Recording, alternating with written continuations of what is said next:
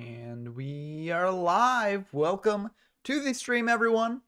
We got a good one for y'all today. We got a Chaos Return Locals tournament. So if you're new to the channel, basically every week we hold these local streams where we hold a small local tournament, single elimination, all done in one go tournament on the YGO from Zero Discord server, linked in the description down below if you do want to play in this one or in any future ones. Although time's running out to sign up. I've sort of extended a grace period for, sort of like 5 minutes or so.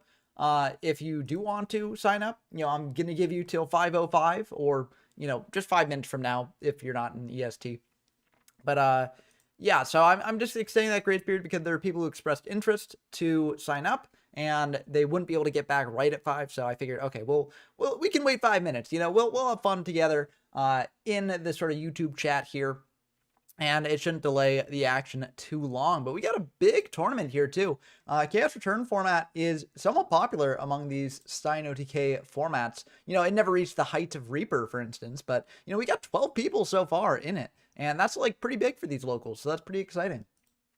And the reason why I put in the title Chaos Return Locals the best Stein OTK format is because, not because it's, like, the, best for Stein OTK the deck, right? Like, I would honestly say that the deck gets worse in this format compared to, like, Reaper format. But the reason why I put that there is because, there are a lot of people who say Chaos Return format is the best of these formats with Stein OTK running around, right? And that's a bit of an interesting claim on my part. I'm still not sure where I fall on that sort of spectrum in terms of, like, where I place Chaos Return, among other things. But, yeah, it's just an interesting sort of talking point. So I figured we'd talk about that here as well. But Ben also says, I wonder why Dueling Book said Future Fusion was legal for this format when Future Fusion released in August 2006. So the way that Dueling Book does, it's sort of like, limited lists or ban lists or what have you, on here. I can show it right now, honestly. Go to the deck constructor. We got DDT up. If you didn't see the Diamond Dude Turbo video, definitely check it out. It was a lot of fun. But let's say we go to the limited list for the Chaos Return format, which is April 2006, right? The event took place in August of 2006, but used the April 2006 limited list here. And if we just go to release date and then we just search, and we search through all these cards all the way up to, the latest release set, the way that this records it is, well, okay, we haven't reached the next ban list, which is in October, I believe, October 2006. So, any card that, comes out before October 2006 should be under the jurisdiction of this April 2006 limit list, right? So, it will include the cards that came out between April and October.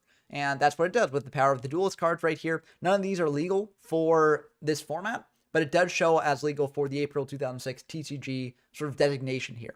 So that's good to know for the future. Whenever you're deck building, make sure to check whether the cards, you're using, even if the list says the correct list, check to make sure that they're legal for the format. For instance, Chaos Return cuts off at, I believe, Hidden Soldier. So up until Hidden Soldier, that's where you can build from. But after that, even though it says legal under April 2006, it's not actually legal. Let's just check to see. Okay, it looks like Chaos is just going to be just in time. That's the last person signing up. But yeah, somehow Chaos returned, as mildly tip Gerbal said. I am curious to see how many people bring Chaos to this format, whether it be the return variant or the regular version. I personally think the return variant of Chaos is honestly not really the best. I think just Chaos Control is a perfectly good deck in this format. And if you're trying to go for that explosive play there at the end with the return, you might as well play something like Bazoo Return or just a more explosive deck like Stein OTK or Monarchs or something like that. So that's sort of my thoughts on it. You can check out my video I did on the deck itself. But yeah, it's like not really my favorite deck. And that's sort of like the issue for me too, where, I think that a lot of these formats named after specific decks, unless like a tier 0 format, it can be a bit confusing because people might be like, well, I don't want to play a format with Chaos Return running around, when realistically, I don't think Chaos Return is that dominant in this format. Dream says, happy Sunday, gang. I can't stay, but I wanted to pop in and say hi and remind everyone that any deck with Cyberstein and Monster Gate should always be called Stein's Gate. Yeah. Oh, Stein's Gate, great show. I haven't played the visual novel, but I've heard the visual novel's also great. But, yeah, I mean, it's a missed opportunity if you don't name it Steins Gate, right? If you're playing the Monster Gate Stein stuff, you got to do that. And yeah, as always said, this format could be named after something like macro, but honestly, that still falls into the same thing where like maybe in the future, after people learn how to play around the macro decks, you know, they become less popular. And then we wind up in a format which isn't macro, isn't chaos return, something completely different. So it's always very strange when you wind up in a situation like that. And it can easily just turn people away or just misrepresent the format as a whole. So, I mean, I'm not going to change these names because they're the ones that people generally agreed on and use. So I'm not going to like make things more confusing like that. But it's just sort of a pet peeve of mine when that happens. But Malzero says, before I joined From Zero, I always just named my deck out of spring, fall of whichever year. And honestly, that probably is a more, you know, easy way to do it. You know, more straightforward way to do it as well. But it is 505. So Enemy of Justice is indeed legal for this format, Benel. Power of the Duelist is what's not legal. So, okay, we are starting. Oh, wait. Oh, okay. We gotta hold on one second. Apparently, card was not legal there. So, we'll start after that gets updated. Yeah. I also did something here where it's, I was trying to make the tournament process run a bit smoother. So I changed the settings around a little bit. So, you know, it led to certain things like the tournament not checking whether decks are legal or not. So, you know, people are using the legal command, which you can do. But also, yeah, don't worry, it's Revival 1. I did indeed answer it. So yeah, but anyways, it looks like we should be good to go in just 1 second, and it should take less time to actually start these things in the future because I sort of know the way to do it now. I set the format to unranked, you know, way before I should have. I should have set it like basically right now when we were starting the tournament starting. But yeah. So it looks like we should be all good to go, hopefully. So yeah, let's just get this thing started. And okay, let's get this party started. Let's start the event, and away we go. Let's start the locals, not the big tournament that's coming up later this month. If you do want to join that later tournament, definitely head on over to the YGO From Zero Discord server. It will be a multi-day event, so there should be time, even if you've got a bit of a busy schedule, there should be time where you can schedule games with your opponent, and extensions are always an option in worst case scenarios. So definitely join with that. But yeah, so the tournament started here. Let's drive on over to here so that way we can see the matchups. We got 5 matches to pick between, and then Soul, Colgate, and Dump Truck each got a bye. I chose to shuffle up the seeds randomly just because I didn't want to give anyone like an advantage based on, you know, format library seedings. But, you know, this is just how it turns out. That the 3 people who got buys are some of the people who play the most of these locals. So that's kind of funny. But anyways, we are going to dive in to this one here. Mild Sip Gerbal versus Hoy. Both these duelists, they are quite the cooks when it comes to cooking up. Very interesting deck list here. So yeah, but as a note, I do want to point out Power of the Duelist is not even technically legal in Chaos Return format. Based on how Chaos Return format is defined, it's only legal with the like if you're storing by April 2006. Limitless on DB. Okay, so just to clear that up, I want to make clear, Chaos Return format only goes up to Enemy of Justice. That is the last legal set. Technically, the last legal set is like the Hidden Soldiers sneak peek card, but that is, you know, the exact cutting point. Anything after Hidden Soldiers is not legal, even technically. But Deal With It says, y'all ain't ready for my deck. Oh, I'm excited for that deck. We're going to be hopping into that game once that goes off. Deal With It is Colgate here, so they do have a bye, and actually they're facing the winner of this game, so we might be following the winner of this one to the future, but we'll have to see exactly how that goes. I'm excited to see your deck as well, Ben. We'll be sure to pop in to your game. Basically what I do here, for those of you who are new, is that as the games are going on, I sort of jump around between the different decks. It is single elimination, so once a person's out, you know, they don't get to play for the rest of the tournament. And so I like just peeking in, seeing what people are doing, and, you know, hoping we see some interesting stuff there. So I jump around once, you know, a single game of the match is wrapped up and once siding has started. So yeah, but Zaborg coming down, popping that Sangan. Not really the best trade there, but Hoy is able to get in for 2,400 here potentially this turn, so that'll be pretty good. Miles said, I almost brought a Golden Homunculus deck, but I couldn't pull the trigger. I mean, honestly, probably for the best, because I think Golden Homunculus decks, they have a bit of a tough time, because you do have, like, the power of, like, Dimensional Fisher, and you've got, like, Macrocosmos, Banisher of the Radiance, etc. So you have these ways to banish a lot of things. However, if you play those, that also conflicts with the Shining Angels, which you want to use to bring out Golden Homunculus. So that makes things weird there. You do have Soul Purity and Light to banish the Angels from grave to then get banished cards there, but it's just a little bit awkward. So still a very interesting deck to see if anyone can actually pull that off. Miles Zero bring down an Assailant here, so it looks like they're on more of a Warrior build, and Hoy's on more of a Monarch build. So maybe they're playing Standard, maybe they got a little bit of spicy stuff in there, but we'll have to see. But yeah, Soul Purity and Light, I do think is the best way to do it. But it is just even awkward there, because then if you're up against a, macro deck itself, then that counters your stuff too, because you can't get Lights Engrave for the souls, and then you just got dead cards in hand. So it's a bit tricky there.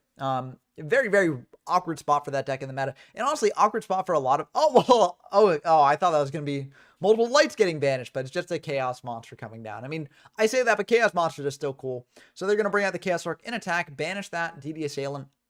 It does make sense to do this, in my opinion. Yes, if Mythosip Gerbal has a way to bring back the Assailant, I guess it could backfire. Also, if they just crash Recruiters, then that could backfire. But Dust Shoot should be able to stop Recruiters. Also, you don't want to lose to a Cyber Dragon here. DD Assailant is limited in this format, so you don't have to worry about another one of those coming down unless they've got some way to bring it back from the Banish Zone, which there aren't really many ways to do in this format. You do have Return, of course, because that's the namesake of the format. You've got Dimensional Fusion. But whether you want to use a Return to bring back the DD Assailant just to crash into a Chaos Orc, I'm not really sure that's worth the trade-off there. So I think they can feel relatively safe doing this, and that Dust Shoot will be able to rip a card out. We'll have to see exactly what they pick. But yeah, Dust Shoot is one of the most toxic cards in this format. Honestly, one of the most toxic cards in Yu-Gi-Oh! History, in my opinion. It's just like, it just feels so bad when it gets flipped on you. I've made this claim before, and I do stand by it. I think that Dust Shoot is actually more toxic than the hand rips like Comfy, Forceful, and Delinquent Duo. And that may sound like a really weird take, and I'm not even saying that Dust Shoot's more powerful than those cards. I'm saying that it's more toxic, because after a Dust Shoot, you know the entire content of your opponent's hand, and they know that you know. So that means if they want to do something, like, basically any hidden information that they're trying to keep, right? Like, if they've got back row in hand, and they set some cards, you're like, okay, I know that these back row are these things now on the field. And so I can play around that. Maybe I want to just remove those with Spell and Trap removal. Maybe I don't.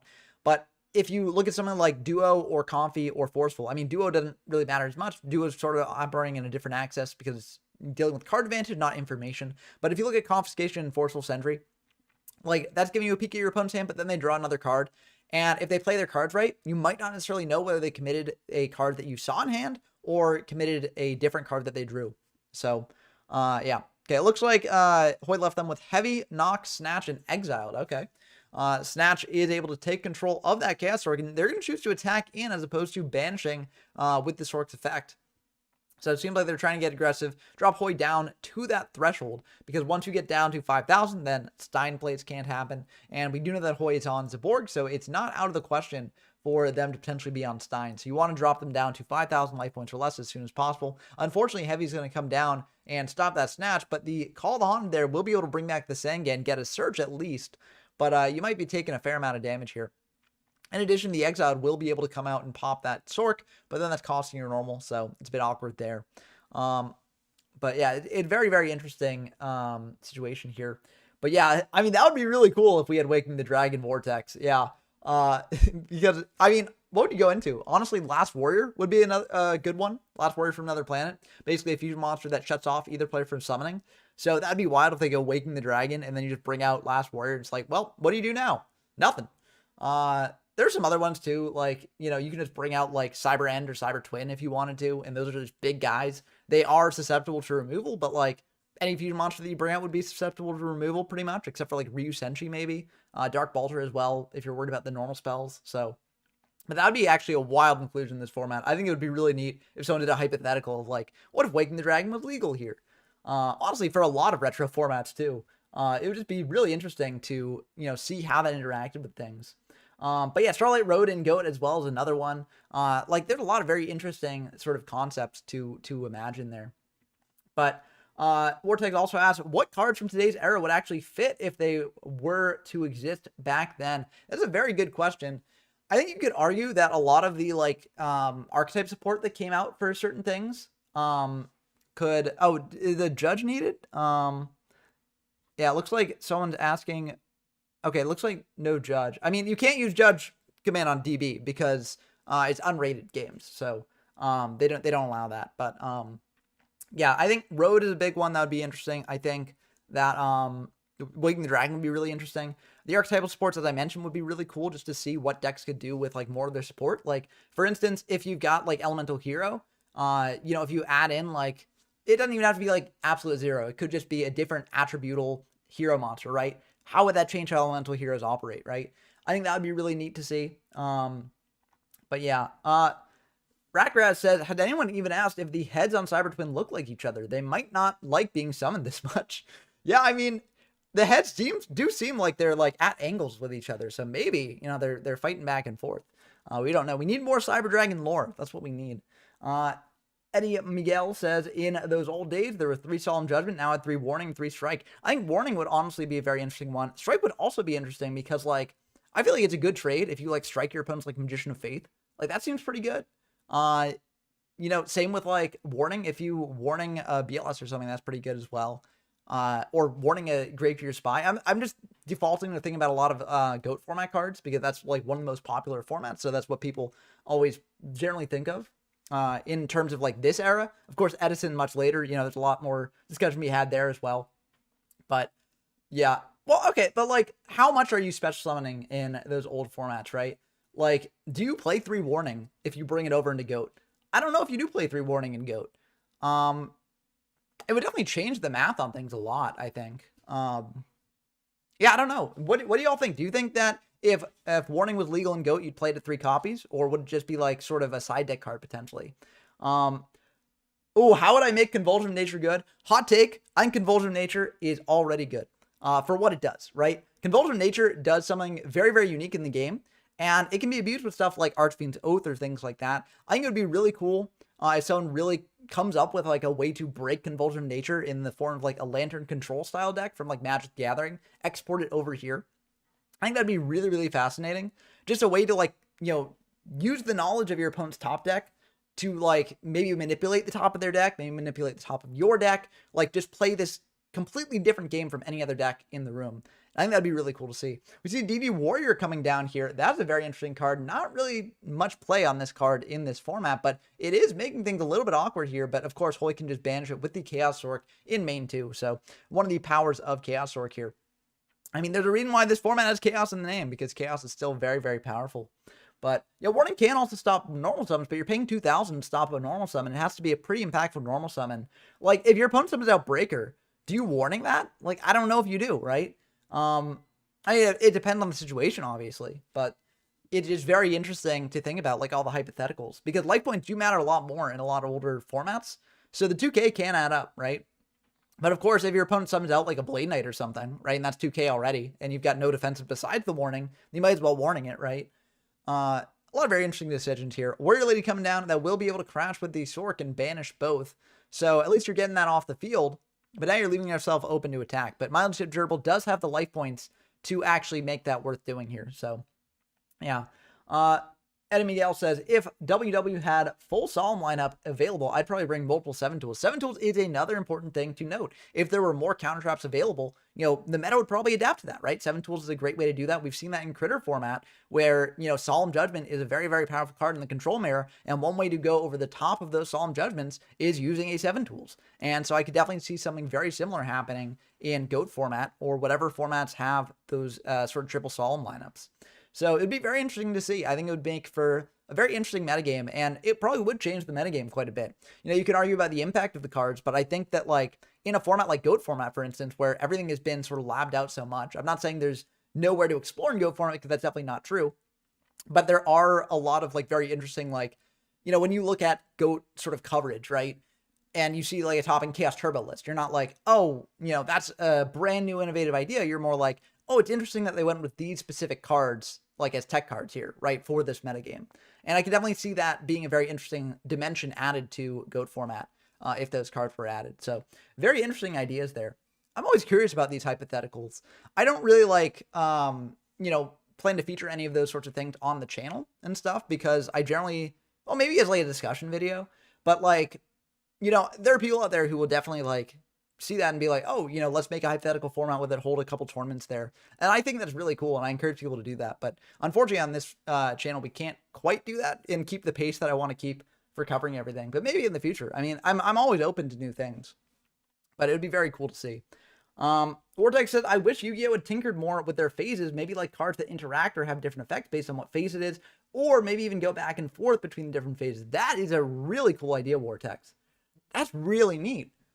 I never thought about that, but that's really cool. So it's like, the best way I could see it is like basically main 1 and main 2 modulate, maybe battle phase as well. Because like, if you think about it, like draw phase is just like basically standby phase, right? Draw phase and standby phase function the same sort of way. So you don't really need to give them 2 separate effects there. You just give 2 effects that activate in standby. And so I feel like, and standby is just for activating certain effects anyways. So yeah. And there are cards that do skip main 1 battle phase and main 2. And generally when you see those pop up, it's never a fun thing, right? Like it's always just doing some degenerate turn skip stuff. But I do think that just having like that interesting sort of thing, it's just very interesting. And it is, you're correct. It's an area of the design space that they haven't really explored too much there. So I think that's very cool. But anyways, Thousand Knight Trick coming down, and Thousand Knight is limited in this format. So it is pretty cool. Yeah, I mean, that's the thing, Rackgrass. Like, everyone wants to get back to that playground format that they remember from childhood. But unfortunately, it's like, we can never really truly go back, because any way that you'd want to set that up, you got to legislate it some way. You got to have some base amount of rules if you want to have, like, actually a competition and stuff. And unfortunately, it's just tough to really mimic that nowadays with modern rules. But I'd love to see people try and figure that out and try and figure out a way to actually do that. Maybe it's like you have, like, a judge just watching the game the entire time, but instead of actually judging ruling, they just judge like, does this like weird off the cuff thing that this player is saying, like, does that make sense to happen there? Right? Like, it's like back in the day how, people used to be like, oh, like just making up an effect for things, right? Like I summon skull, and because it's a skull, it can revive from the graveyard next turn if it's sent to the graveyard, right? And so then the judge would be like, yeah, like, oh yeah, those vibes check out, as Deal With It puts it, yeah, or if the opponent cheats, you tell their parents. I mean, that's a pretty, big strat. That was a terrifying strat in the playground meta back in the day, Vortex also says, also Personal Witch, I wonder if there will ever be another card like Serpentine Princess, because her problem-solving card text functionality is very questionable. Yeah, Serpentine Princess is a very interesting card. I think it would be cool to have more cards that, like, have effects upon being spun back into the deck. But, like, there's so few effects that actually do that it makes it a bit tough. But yeah, Blade Knight coming down here. Speaking of Blade Knight and Solemn, that would be a situation where you'd use it potentially.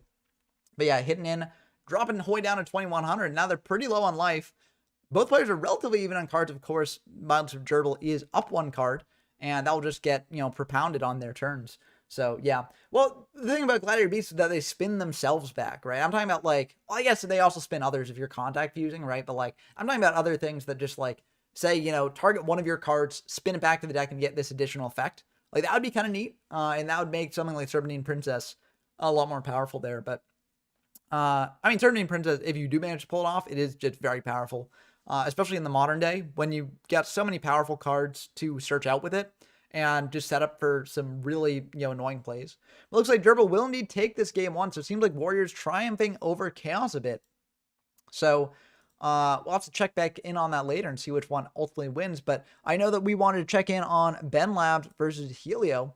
Wanted to see what Ben Labs' deck was. Okay, it looks like another Chaos deck, but it seems, wow, okay, this is a pretty exciting deck. That's pretty interesting. So, seems like it's a mixture of Machine OTK and Poly, like Sidra stuff, I guess, as well. So you can go into Twin, like, without using the Stein. That's really cool. I like to see a deck like this. Vortex said, what would you do if the quiz panel cards from the anime actually became real with their actual effect? I would love that. I did Quiz Bowl in, like, high school. I was a big Quiz Bowl fan. So anything that, is related to quizzing, I think it's very neat. We do have some quiz cards, we got like question and we got like reversal quiz, right? But those aren't really like the quiz panel cards. You can't make a deck out of those, right? So it would be cool if there were just, cards like that, although I have no idea how they would actually be able to, have a good effect for that actually makes sense and, isn't just like impossible to actually legislate, you know. But yeah, looks like Cyber Phoenix coming down here and just, you know, being a body, you know, potentially getting a draw, untargetable by spell and trap. So that's pretty decent. Yeah, I love Cyber Phoenix in this format. I think it's just, well, honestly, in any format, it's just really cool. Any format where it can see play, it's just a really neat card. And it's kind of like a proto card trooper in some ways. You know, card trooper obviously has the bigger attack stat when you pump it up, and also you get to mill, which is very nice. But oh, interesting. John L says wasn't having question a way to get your opponent DQ'd. Oh, I'm actually not sure about that, but I wouldn't be surprised if people were like cheating or doing things like that with the question there. So I wouldn't be surprised. But, you know, if you give Yu-Gi-Oh players a weird enough to resolve card, they will probably try and turn it into a, you know, rule sharking thing. Vortex says, but then you got like Quiz Panel Slifer 10 who says, problem, do 20 push-ups. Yeah, unfortunately, well, you know, unfortunately, depending on how you view it, I don't think that you'd be able to have a card where it's like do these push-ups and stuff, because then it's like, you know, you wind up into issues of like accessibility, right? Like there was a Magic card, I think a while back, where it was like a joke card, right? It was from one of those jokey sets, but it was something like, you know, throw this card above the table, and if you catch it, like you get this powerful effect. Like, it was from one of the joke sets. But the issue with that is that if you were not physically able to do that sort of thing, it left you with an unfair disadvantage, right?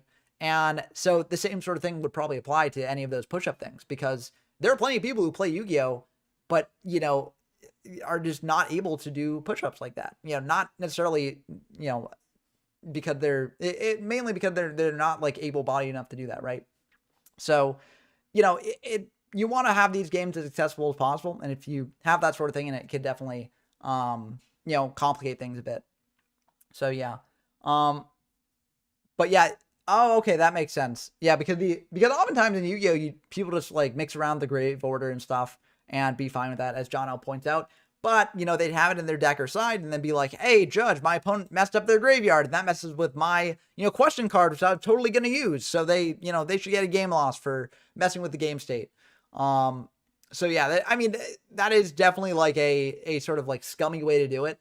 But like, you know, people would do it because, I mean, Yu-Gi-Oh players, listen, you know, on the whole, the community is great, but there's always that one rotten apple, you know, in the bunch. Not spoiling the rest of the bunch, hopefully, but the one person who's like, I gotta win no matter how I do it, you know, and they go for scummy methods like that.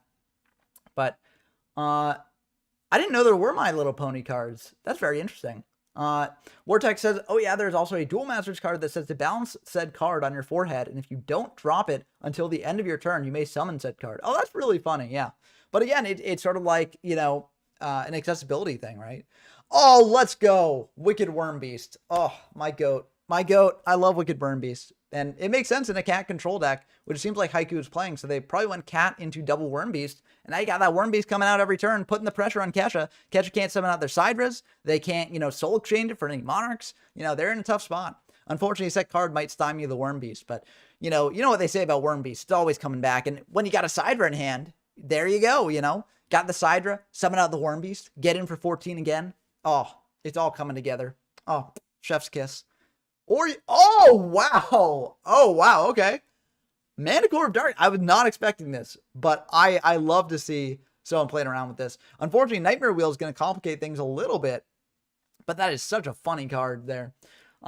Ratgrass says, when you activate the card, shout no as loud as you can. If someone complains, then your opponent's card is negated and destroyed. That's so funny. It would have to be like the timing. You know, you got to get the timing like exact to do it. But, you know, because otherwise, you know, it's like think and then no. And that's so much less, you know, sort of fun flavor-wise. But, okay, so Wicked Worm Beast will be able to... Oh, okay, MST coming down on the Nightmare Wheel. Hopefully it's not another Nightmare Wheel. But, yeah, that's pretty good. But yeah, Manticore is fire, both literally and also, you know, figuratively. Yeah, Worm Beast, I love Worm Beast. It's just, you know, I got the start on my channel, like, with the really, really old formats. And when I started the channel, like, I really wanted to, like, dive into, like, every single new card released and stuff, which obviously is not realistic, right? But, you know, I was like, well, all these cards probably have some sort of application that they could have, right? And so I figured I'd explore that. And I never expected Worm Beast to actually be good. I just was thinking about it and I was like, what can this card do? Like, is this card, is there any way to use this, any use case for it? And then I hit upon the sort of worm control deck where like you just keep bringing out that worm and doing stuff with it.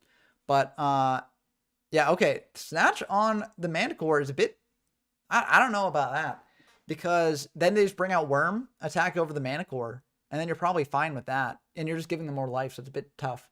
But okay, Beaver Warrior also, it does have its uses. It's 1500 defense, in a certain deck it could come up, but yeah, that's just going to be the end of the game. Yeah, I mean, there isn't really much they could do. They've got to sort of chump block for a turn, but yeah, that's just going to do it. And the Worms take it. You love to see the Worms take it. Oh, yeah, Worm is so good. But signing 2 Mana Cores in Zodiac to deck out your opponent after Max C. That is so funny. Did people actually do that? Because that is so funny if that's true. But yeah, true Worm Odyssey, as Brackrat says. Yeah, I love Worms so much. And it's like, it is really cool in SDYK format, which is one of those sort of like, unlimited hypothetical formats that no one actually plays. I think that Worm Control is like one of the best decks in the format. Just because you can just keep using those worms to just put so much pressure on your opponent with the ultimate offerings there. But yeah, Pokemon TCG Progression Series is really cool as well. I haven't played as much Pokemon TCG as like Yu-Gi-Oh! Or even Magic the Gathering too. Like I haven't played too much Magic the Gathering. But it is like, it's always cool in my opinion to go through an old card game, especially a card game that, you may have played as a kid, or you play even to the current day, but you want to know the history of, and just go through format by format and see what happens. And Progression Series as well is really fun because, as people mentioned earlier with the drafts, it really does like recapture some of that playground spirit. So it's like playing Pokemon on the playground with your friends and stuff. And so that's really cool, Vortex. Yeah. So yeah, I love that sort of thing. And I'm really happy that it's grown popular. I think the trend of people like just putting it on YouTube is like, I mean, I'll watch them, right? Like I love watching all those stuff. I'll eat that up. But I do think like the best thing about the Progression Series has been just, inspiring people just to do it with their friends, not necessarily for content, just for fun and trying it out. So, I love that. But again, if people are recording it, I'll generally watch it because I just find them fun. I like to see what people come up with. And it's always fun seeing people like bounce off each other, especially if they're old friends. It's really cool. But yeah, so it looks like they did have the correct read on the Mirror Force. Maybe they saw it off the Comfy earlier. That's a possibility. Yeah, Comfy is in this format as well. I must point that out in case people are unfamiliar. Comfy is around. Definitely not an ideal card to be in it. But honestly, again, as I mentioned earlier, I think that Dust Shoot is more toxic than Comfy. And I stand by that decision. So, Comfy does not rankle me as much as the Dust Shoots here. But Vanguard, yeah, Vanguard's a very interesting card game. I never got into that because it was just sort of like, by the point it came out, I was sort of not even really playing like Yu-Gi-Oh! At that time. I was focusing on other things. And so the only card game on my radar was just Yu-Gi-Oh! Right? And I wasn't even playing that, so there's no real opportunity for me to play Vanguard, but I've heard cool things about it. Like, honestly, I love seeing all these other card games because they all do different things. And I think that each one has its own merits and, of course, downsides as well. But, like, if you're choosing to play a thing, you're playing it for the merits, right? And so I think it's good to focus on the positives of each of these things. I personally, the biggest soft spot in my heart is for, Yu-Gi-Oh! I just love this game so much. It's been a part of my childhood. It's just, very unique among the card games as well because you can just do so much. And like, I think that's really cool. So that's why I'm focusing my channel on this, but I would love to play other card games in the future as well. That says, I recently got into Alestrals, the card game by A-Drive because it's so Yu-Gi-Oh!-esque, but without a lot of the modern Yu-Gi-Oh! Downsides, it's been a good time. Yeah, I've seen a lot of people like Alestrals, and I think you can really tell how Yu-Gi-Oh!-esque it is when the winners of the, tournament that they held for it between all these different content creators, 2 Yu-Gi-Oh! Content creators wound up in finals, MBT and Coder. And Coder, I think, won the whole thing. And, they had very, very good runs. So it definitely does seem to me to be a very Yu-Gi-Oh!-esque card game. And it seems very interesting with the resource system of the spirits and stuff like that. But yeah, that's going to do it for game 2 here. And it looks like Chef Steph Curry will win that one. So Chef the model is going to go into game 3. Let's see what other games we got going on here. Soul versus Jimbob is going on. We missed the Lalo versus Jimbob game here. I think let's dive in to Soul versus Jimbob there because we haven't seen what either of those duels are playing. So we'll have to see here. I really got to remember just to use the search. I'm just going to use the search feature. There it is. Soul 65 versus Jimbob. Oh, wow. Okay. I'm glad we popped in on this game because this is very, very interesting. So it seems like we've got a bit of a light burn deck here. So probably like based on Grace's GOAT light burn list, which is very, very cool. So I'm curious to see how we'll play in this format here as well. Oh, this would actually be very funny if the only monster in the hand, but oh, it's not. I was hoping that the only monster in the hand would be a Shine Ball, but unfortunately not. But yeah, Record says, still remember going to a bush when I was around 6 or 7 and seeing people playing Yu-Gi-Oh! 20 years later. I'm still here. And I mean, I'm the same way, right? I actually got interested in Yu-Gi-Oh! At a friend's birthday party. They were just passing out packs, and I was like, what's this? And I opened it, and I was like, oh, these are cool. You know, it was, I got to remember, it was Legacy of Darkness. That was the set that I first opened. And I fell in love with the game. And then I got Star Deck Joey and Pegasus.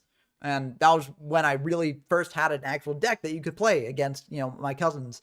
And it was a really, really fun time. And I just loved exploring all those cards. And then I got in the anime as well. And it was just great. So, yeah, I think it's got such a place in my heart that Yu-Gi-Oh! I think will always be my main card game. I don't think I'm ever going to shift over to another one.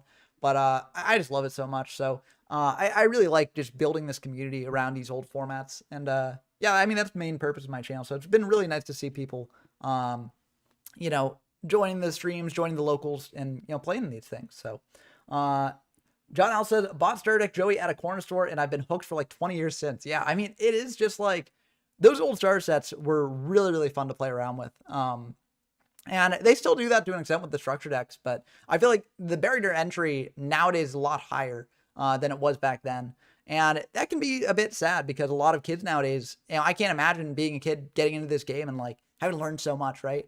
And of course, it generally is easier than a lot of people make it out to be because generally you just have to learn like one deck to really like, you know, be able to get a somewhat good grasp on the meta at a given time.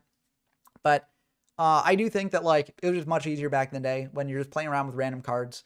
And, you know, so I have a soft spot for that time period of the game's history for sure. Vortex says, my very, very, very special prized possession is my Alt Art Dark Cyber End Dragon from the Strike Neo Special Edition pack. That's really cool. I actually pulled, Cyber End Dragon was the first, I think, cover card on a pack that I pulled from Cybernetic Revolution. So I don't have the Alt Art, but I love Cyber End Dragon for that reason because I pulled it and I was like, oh my goodness. This is the card. This is the card on the pack. I got the card on the pack. That's so cool. So I love that. But yeah, it was just such a great time as a kid, just open up those packs. So, but you know, nowadays it's like, you know, we know how bad of a financial investment it is generally to do that. So a lot of the times, you know, it's not worth buying the packs, but occasionally here and there, I'll open a pack or two and it's just so fun just seeing what you get, fueling that like dopamine gambling rush that you get from it.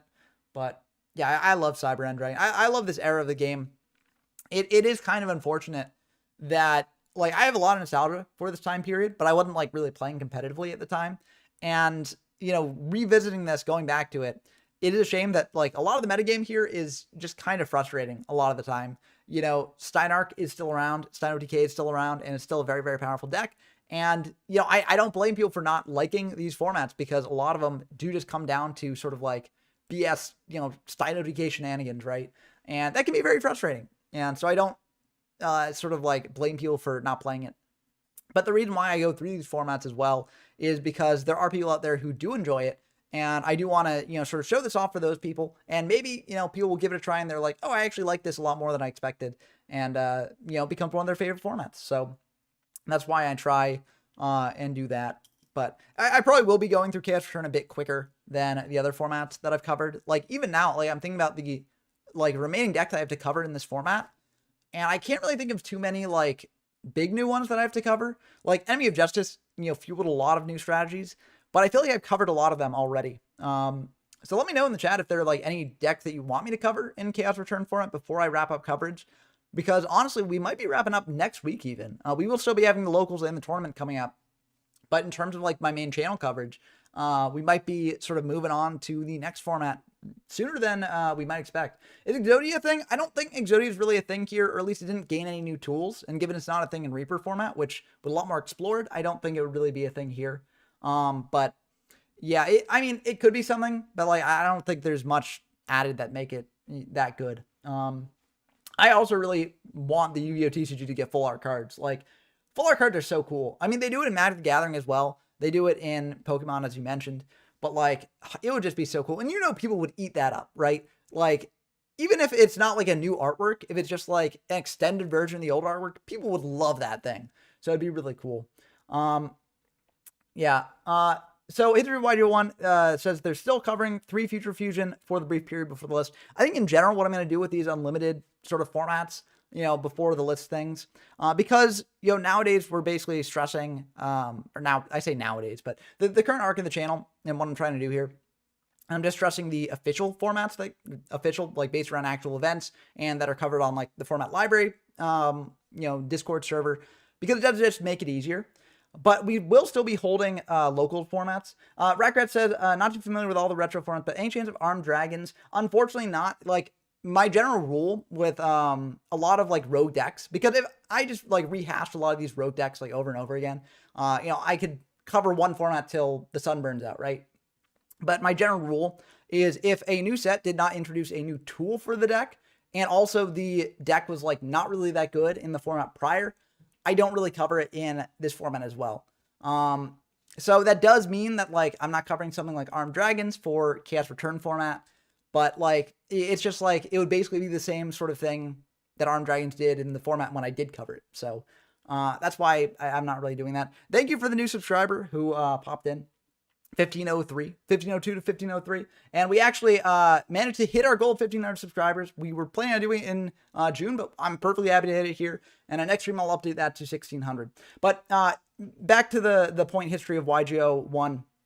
What I wanted to say was like, what I'm going to be doing instead is when I hold a locals format tournament for that format, I will make a video beforehand just going through and showing like the really like stupid stuff you can do in those sorts of hypothetical formats. So for instance, like eventually we will reach that sort of format on the locals coverage. And once we get there that week, I'll be doing a video or maybe 2 if it does merit it, just showing off like what you can do with those unlimited things. But it makes it like, it interferes with my sort of like, you know, card guides that I do for the official formats. And so like, that's why I've sort of moved away from just covering the unlimited ones as they come out. But yeah, say for that format 5 times fast, for that format, oh yeah, that's tough. If you can for that in format rhymes, so you want to just, shift the TH to an M. But yeah, that is tricky. Hoy asks, what hypothetical formats do I see in the horizon? Well, the first one that I am going to be, releasing a video for that I haven't covered yet is sort of the like Flaming Eternity format. The one where it's like right before GOAT format, before the Lost Millennium comes out, and before the GOAT format ban list goes into effect. So that'll be very interesting to see. And so, you know, I'll be covering that, and that will be really neat because I was cooking up a deck. It needed more time in the tank, but it's basically a deck because basically before the GOAT format ban list goes into place, you know, you have Mercura legal, you have Good Goblin Housekeeping at 3, and you can do like a really weird like combo deck where you like send Mercura and then you use like Good Goblin Housekeeping to like go through your deck and do really weird things. So yeah, I'll be trying to show off that deck in the video for FET format. So it'll be interesting to see. But yeah, I mean, the reason I use hypothetical formats for these History of YGO1 is just because, like, you know, if there isn't a major event for it, we don't necessarily have like the concretest proof that like this sort of thing existed or that certain things were ruled a certain way at the time, right? So it kind of is like us going back and like reconstructing a like hypothetical sort of thing. But I mean, like, you know, honestly, like I mentioned this in the past, but like on a high, you know, theoretical level, right? Like we're playing formats that never really existed in the first place, kind of, right? Because every format based around an event, you know, that event had not happened yet, right? So people had not reacted to that event happening. So people brought a certain set of decks that are unique to basically that event, right? Maybe in the modern day, people will bring that sort of set of decks again. But honestly, a lot of the sort of retrospective exploration we've done has shown that, you know, there are better things that people can play, more optimized lists, things like that. And so, you know, you get something that basically is based around the framework of that format, but is sort of its own animal. And so that's kind of a bit neat. And yeah, as actual Haiku says, there was also way worse card accessibility that we get to ignore playing now because, one, we got the internet. So if you play in person, you can physically like order the cards online. And also you don't need to do it before a given deadline, right? Because, you know, whether you play Chaos Return format this month or the next month doesn't really make a difference. There's not going to be like a major event in between unless Konami has a major time-limited event for it. But, you know, since these formats are evergreen like that, you can spend time building up the collection and making the deck like that if you want to play physically. But if you want to play online, you know, Dueling Book is a great service because you can just sort of use whatever cards are available at the time, right? Like you have free access to them to build your deck however you want and test it out beforehand. So I do think that, like, you know, we live in a great time for playing retro Yu-Gi-Oh! And, you know, if you're interested in this sort of thing, now's the perfect time to get into the hobby and play some games. So Freed coming down now. And unfortunately, Freed cannot use Prio. Oh, no, it can. I guess it can target the Cyber Dragon. I thought it was only opponent's monsters. But yeah, it can indeed, you know, use Prio if it wanted to here. But it looks like a TT is coming down there, blowing up the whole board. This has been a very interesting game. I would not expect this game to be as grindy as it has been. But, you know, it has been a bit of a grind, and it's been a good grind, too. Like, I've enjoyed seeing what I've seen of this game so far. Very interesting matchup that you wouldn't necessarily think about. But yeah, Hoyt says, I'm thinking about GX micro formats that do not warrant a format library page, and Stein format without Stein might be one. Is that like with the emergency ban list, or just like a hypothetical, like, oh, what if we played Stein format without Stein in it? Because that would be interesting. I'm not sure if there was a period like after the list that hit Stein and before the format library event after that, but that would definitely be an interesting one to test out. Yeah, and you know, we'll be doing more of these sorts of micro formats as locals go on. But the general schedule is the first 2 locals of a month are for the monthly tournament of that month. So this month's tournament, multi-day tournament at least, is in Chaos Return format. And so we like to have sort of like these locals for people to practice in a somewhat competitive setting. And so, you know, we have those 2. And then the later tournaments of the month, the later locals of the month, that is, sort of just continue our path through Yu-Gi-Oh's history. So the last locals tournament that we had that was not in preparation for a tournament was for IOC format. So, you know, that was the format that basically Invasion of Chaos came out, and it was before the list that hit the Chaos monsters. So then the next format that we do will be Chaos format, and then we'll continue from there, like along the timeline there. So yeah, that will be sort of how we do this. Also, I want to point out Miraculous Descent, you know, not a card that's used much play here, but it does make sense, and this does make sense why they're playing these Souls of Purian Light to banish their light monsters. They're playing Freed as well, bringing back things with Miraculous Descent. Very cool stuff there for sure. But yeah, is there a period between the emergency ban list and the release of the new product? I don't actually know. I'll need to look into that in future. But yeah, if there is a period, then we can potentially play that there. So Shining Angel tagging in for 1,400 here, dropping Soul down to 3,000 and then being tributed off for a Sidra. And that Miraculous will still be on the field because it's only when the monster is destroyed. But yeah, Mirror Force is gone on Jimbob's side, and is it? Yeah, it's gone on both sides. Okay, so Mirror Force is, you know, out of the picture. Neither players need to worry about it there. But yeah, Airblade and Phantom might not merit monthlies as well. Yeah, I'll sort of decide on that later. Oh, we got Oka coming down. Okay. Oh, wow. Okay, this is a big turn here. Oka plus Cyber Dragon. No banished fairies, so you can't Miraculous Descent out, you know, sort of that last bit of damage. But if you've got a Solar Ray here, that might be the end of the game here. But very cool stuff for sure. But yeah, I'm not sure. Like, I'll judge Airblade and Phantom like once we get there. But my general plan is like, oh, return. I'll do it. Yeah. Okay. Very interesting end to that game there. Very cool stuff. But I mean, yeah, it can be tough, Ben. Yeah, sometimes you're like scrambling to get a deck together for that, you know, locals happening. But we will be holding a locals next week as well. So, you know, maybe you'll have more time to refine for that one. But yeah, very good game there, as Rackrat says there. Yeah, very cool stuff. Let's dive into another one that we got going on here. Let's see. We got Model versus Haiku, Colgate versus Gerbal. Okay, we got to dive into Colgate versus Gerbal because Colgate mentioned earlier that they are on quite the deck. So it seems like Hoy lost their game against Gerbal that we saw earlier. We know that Gerbal is on warrior stuff, or warrior adjacent things. But yeah. Yeah, Airblade is a pretty silly one. But yeah, I might make it fun to cover. But I don't know. We'll sort of play it by ear. Because like, you know, we're not uncharted territory because like people have been playing these formats, you know, on Format Library or just even outside of that in just random places for some time now. But in terms of like coverage on the channel, we're sort of reaching a point where like a lot of these formats are going to be relatively similar to each other, or there's going to be like absurdly silly. And so if we've got a string of those sorts of monthlies in a set period of time, it might not be the best. So yeah, it'll be a bit tricky. But yeah, Ben all says, was originally building Heroes, but switched to Cyber when I saw Overload Fusion, Future Fusion, Chimera Tech, and Dueling. Like, yeah, no. Yeah, that makes sense. But yeah, unfortunately, those are not legal there. Next format will be quite fun because those will be legal there. But unfortunately, not yet. So it seems like this is GOAT control, maybe, or adapting aspects of that potentially.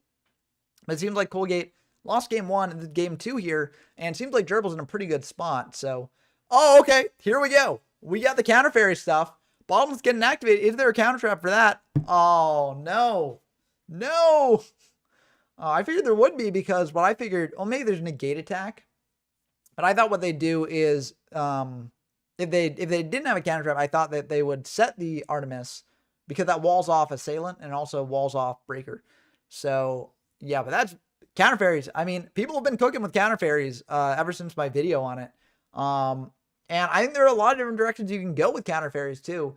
And my video was definitely not the best one, which is why people have been cooking with it. But unfortunately, you know, it's not winding up too hot here, it looks like. I do think the deck is very cool. But it's sort of like the issue is that like you don't have enough fairies to actually have meaningful payoffs for it. And also you don't have enough good counter traps to actually make it worth like having a core of those, right? So yeah, it's looking pretty rough. Mirror Force is bust kind of at this point. Negate attack. Okay, it was indeed the negate attack. They're trying to bait out that attack there. But again, I think it would have been better to save the negate attack and just set the Artemis to wall off. But MSD will hit a TT there. Will Colgate be able to recover from this position is the question. And I don't know if they will be. Okay, well, Sork will definitely help quite a bit. Banishing a Knight Assailant and an Oka here. And that'll be able to banish the Assailant. I think you just banish here. Otherwise, they can just crash. So, yeah, I think you just have to banish the Assailant. Yeah. You don't get in that damage, but right now you're just playing for position as opposed to damage because your opponent's at 6,300 and you really need to stabilize a bit. Unfortunately, that Smash and Ground will likely wrap up the game here. Yep, there's another monster. So that will be the end of the game. At least we got to see a little bit of the interesting fairy stuff going on there with the Artemis. But yeah, unfortunately, Colgate was not able to pull that one out there. But yeah, that's what happens sometimes. And it does show, like, I do think that there is a long way for counter fairies to go because it's just, unfortunately, is like not really the best deck at this point. Oh, wow. Okay. A lot of stuff has happened this game. So Stein coming out in defense after a last will play, going for a big push here probably. Not really any way to lethal at this point unless they've got some like limiters set or something. But you might just want to go for like a good, I don't even know what monster. Yeah, Cyber End is pretty good. You can go for like Last Warrior as well if you want to, but yeah, Ceasefire will just end the game with that. So yeah, it wouldn't really have mattered. Actually, the Last Warrior's summon effect cause a chain, or is it like instantaneous? Well, either way, I don't think there's a good way to like play around Ceasefire there, or like have the read that it was Ceasefire, right? Ceasefire is a limited card, and not many decks play it, especially in game 1. So it makes sense why Haiku was not really, playing around that much. But okay, it looks like Helio Strider versus Pikachu still going on. So let's dive into that one. We could also, maybe, I don't know. We'll give this game like a minute more aside because I do want to see the Rescue Cat deck like in full action. I'm sucking for Wicked Worm Beast. I want to see those Wicked Worm Beasts going on there. But yeah, as Bradcraft says, not every game is interesting. Sometimes your deck just spontaneously combusts. I mean, that's part of the fun of Yu-Gi-Oh, because like for every game that spontaneously combusts, sometimes it will go up in a sort of stream of brilliant flames, and other times it'll just be a lot of smoke and ash, you know. So yeah, I think that also, you know, while decks do have the potential to combust like that, it can also have the potential to make fireworks, right? And, you know, combo off, do really cool stuff. So yeah, or as Hoy says, you brick on 2 Zaborgs and Sork. Yeah, that happens too. That is the rough part of Chaos as well. Okay, it looks like Helio Strider won there. Oh, was that just not reported in the thing, or did that like just happen?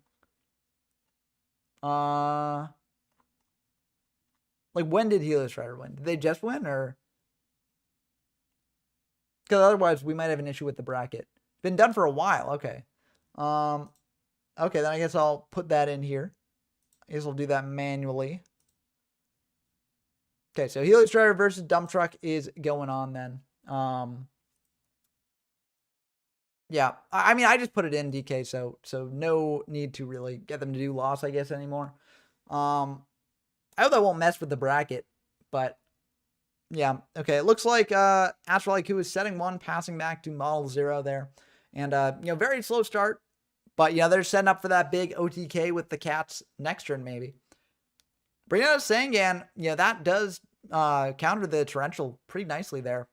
But maybe they've just got side res and stuff in hand, and they sort of just were waiting for 0 to commit a monster. We'll have to see. Model is just going to set 1 pass back. And do they have a way to deal with that Sangan cleanly?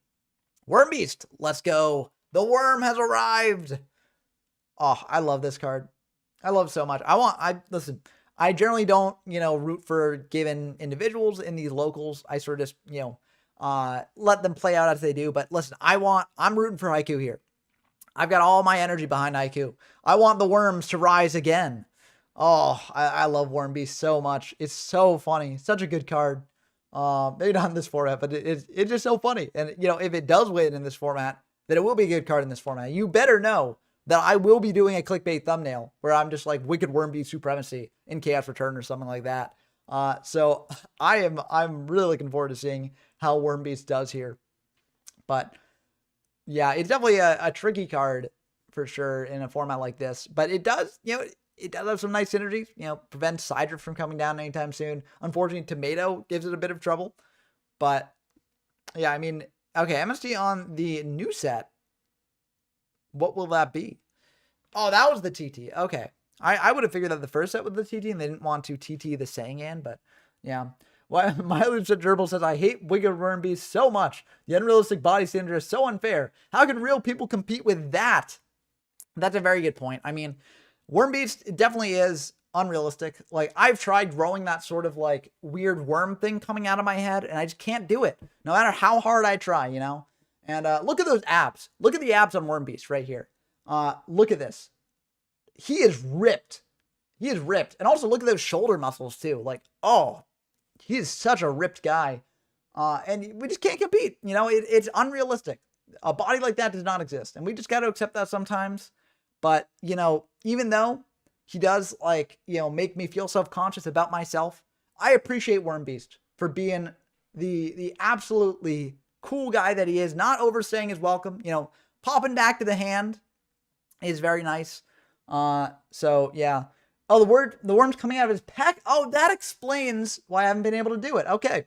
Now I've got a new goal. I just got to get the worm to grow out of my peck. You know, that's what it is. Okay.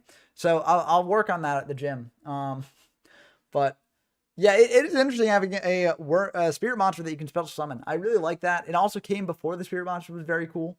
But yeah, I do need to eat more worms, as well. I think we're all learning here. The Wicked Worm Beast was the inspiration for Toji, I'm pretty sure, from JJK.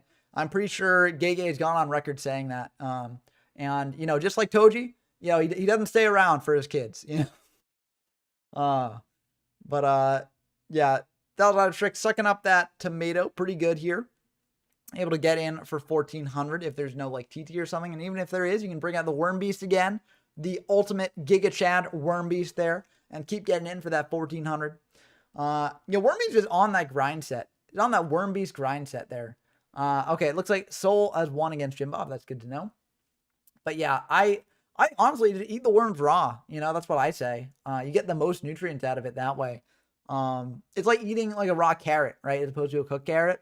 Except you have the opposite consistency thing, right? Whereas like if you cook a carrot, it gets soft. I feel like if you cook a worm, it gets hard. You know what I mean?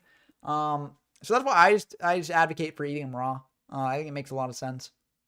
But yeah, it seems like Model's got a bit of a burn part of their deck here. The cylinder here, the ceasefire last game, and it's paying off against Haiku's deck here, unfortunately. But yeah, I think there also is something to be said about like the type of worm that you eat as well. It can be a bit tricky. Especially because in the Yu-Gi-Oh verse, there's so many worms. You got worms A to Z, you know, Apocalypse all the way to 0. Did they ever fill out the entirety of that? I think they might have. I don't know. But I always think that's a neat, like, sort of naming convention where they're just like, okay, we got Worm Apocalypse to start, and then we go down all the way to Worm 0, and then we just fill in the middles as we go.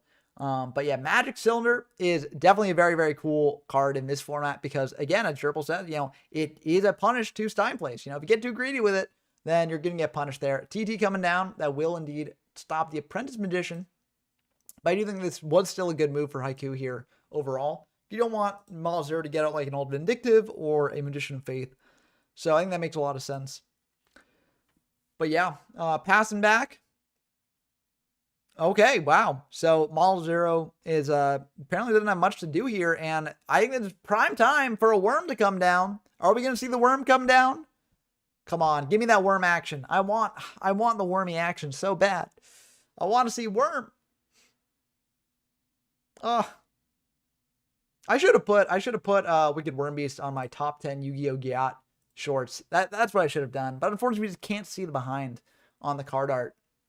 But you know he's packing. You know he's packing back there. Yeah,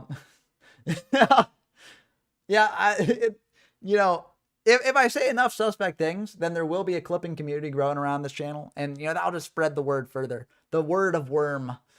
So that's what I want. You know. Oh, Dust Shoot. Okay. Yeah, that's going to be pretty good as well. So it seems like Haiku has turned this game around a little bit here. But, I mean, it does depend kind of on if 0 has enough Sidras in hand to overcome that breaker. But, yeah. Well, there's no action like wormy action, you know. It just keeps getting worse, the things coming out of my mouth. But, yeah, hopefully we don't have any, what is it, like, it's like vermophobes or something. Like, I'm trying to remember the name for a fear of worms. I think it's like vermophobe or something. I could be wrong though. But either way, I don't have that. The movie that broke that out of me as a kid is like they worm your way into your brain. Yeah, the brain worms. Truly, truly a tragic condition. It is kind of interesting that, like, I think there's, like, 1 in 4 people have, like, toxoplasma in their head. It's not a worm, but it's, like, a type of parasite. If people find this too gross, let me know. You know, this is moving away from just, like, you know, being funny about a card to a real-world thing. But it slows down your reaction time a little bit. And so it's a very weird thing, but people have it. I probably have it. You know, I don't know. Or maybe I don't have it. But you know, I've noticed I used to be able to have better reaction time in games, and then for some reason, you know, I must have had some weird meat, and then you know, now my reaction time slowed. You know, I can't play the AAA games anymore to my fullest potential. Truly, truly sad. But I mean, I'm never that good at them to begin with, so. But yeah, it's just kind of interesting how that sort of wormed its way into our brains. But speaking of worm, will we see more worms here? We got to see. Exactly, Gerbal. Age is not a factor. You know, I growing old. What's that? You know, I'll never grow old. I'm always as young as I am. You know, I basically got the body and brain of an 18-year-old. You know, that's what I'm hoping. I actually am 18. You know, that's what I'm gonna say. Don't check that. But you know, I'm going with that. No, actually, no, because I don't want to be born after 2000. You know, I want to retain my status as a 90s kid. So actually, I do have to reveal a little bit. Yeah, I am. I guess I'm older than 24. You know, damn. The only parasite I have is my own brain. Yeah, I mean, in a way, our brains are just parasites for our bodies, you know? Like, our bodies nourish them with so much. What do our brains do, you know? Nothing. Freeloaders. They're freeloaders up there, you know? But the worm coming down. Found the Horai Elixir. Yeah, if anyone's watched Fate here, that's also something that burned the worm phobia out of me. Yeah, and they're going to attack into the worm there because, you know, Model 0 is at such a low life total that it does make sense to start getting aggressive here. You also have another worm in hand that we know about, so you might as well hit over the other one there. But yeah, evict our brains. That's what I'm saying, Gerbal. What do we need them for? What did they do for us lately? You know? Sidra coming down here, so maybe a Sidra crash we might see here. Also could be a Saku or something. Oh, we know about the Zaborg. Yeah, Zaborg coming down, popping the Sidra here. That's going to be pretty good, but Model might have a way to turn this one around. Oh, okay. Seems like Model's going for a game shot here with that Sork. We didn't know about Zaborg and Sork, but T-Roar is going to come down and protect there. But yeah, it's kind of neat to see Momonga. We didn't really see that earlier, and I sort of glossed over this because I was joking about brains. But yeah, Momonga is a very, very cool card, especially in this format. Gaining life can help protect against OTK, so that's pretty cool. Exactly, Rekraz. You know, we don't need to read, so why do we need our brains? Doesn't make sense. Yeah, it's just like I the Yu-Gi-Oh players can't read thing is also interesting because people think like that's only in modern, right? And if you go back to like Goat or something, it'll be fixed. But the amount of times that people have not read like Kaiku the Ghost Destroyers, like 2 effects, and they're surprised at one or the other is like mind-boggling. Because people just keep forgetting it. But Suit coming down, flipping the Sork. Will that remain down? Or, oh, swap. Okay, yeah, that'll be pretty good here. This might actually be, it's not lethal. Even if they attack in with the Sork and the Zaborg, it's not lethal here. But it drops Haiku down to 100, which is not the ideal spot to be in, for sure. But looks like they're playing around the Mirror Force here. Tagging for 13. And flipping up the Sork in main 2, passing back. So, tough spot for Haiku, but they are, you know, in a pretty good spot life point wise in terms of in relation to 0. But yeah, you know, sometimes I spout things just, you know, or I'm like talking on stream, and sometimes you just like encounter like a verbal roadblock where like you know what you want to say. It's just a stumble, right? You know what you want to say, and you just can't like for some reason find the words to say it.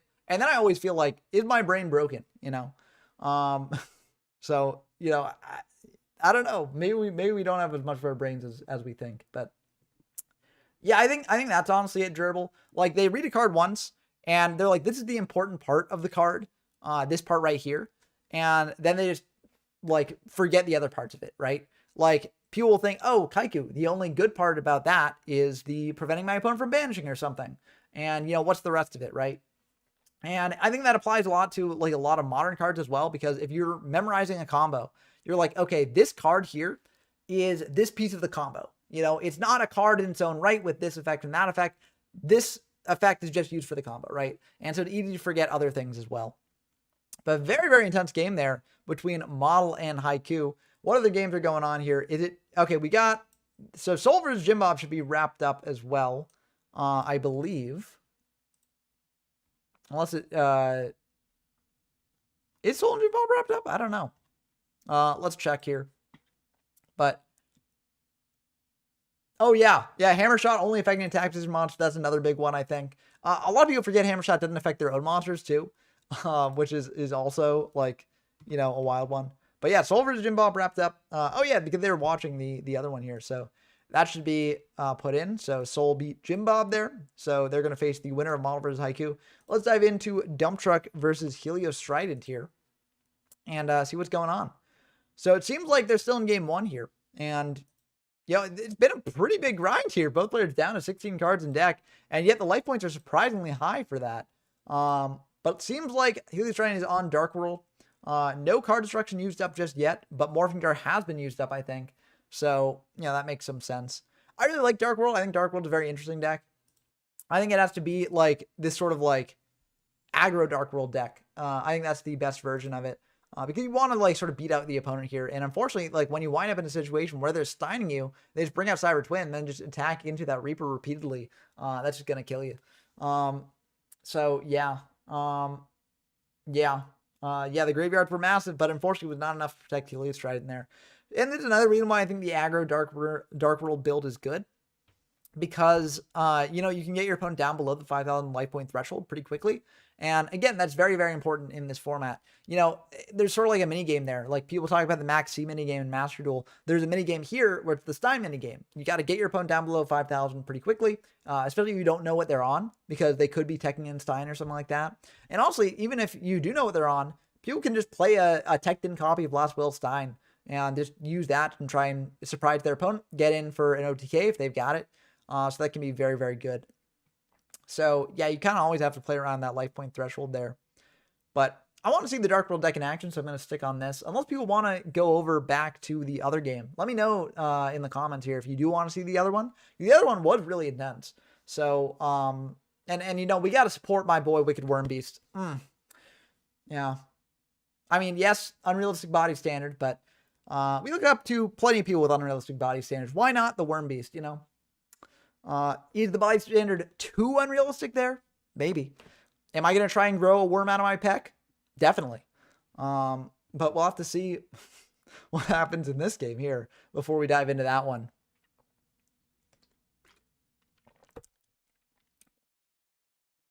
I like being unhinged a bit sometimes. I feel like the Yacht short opened up the floodgates to just unhingedness.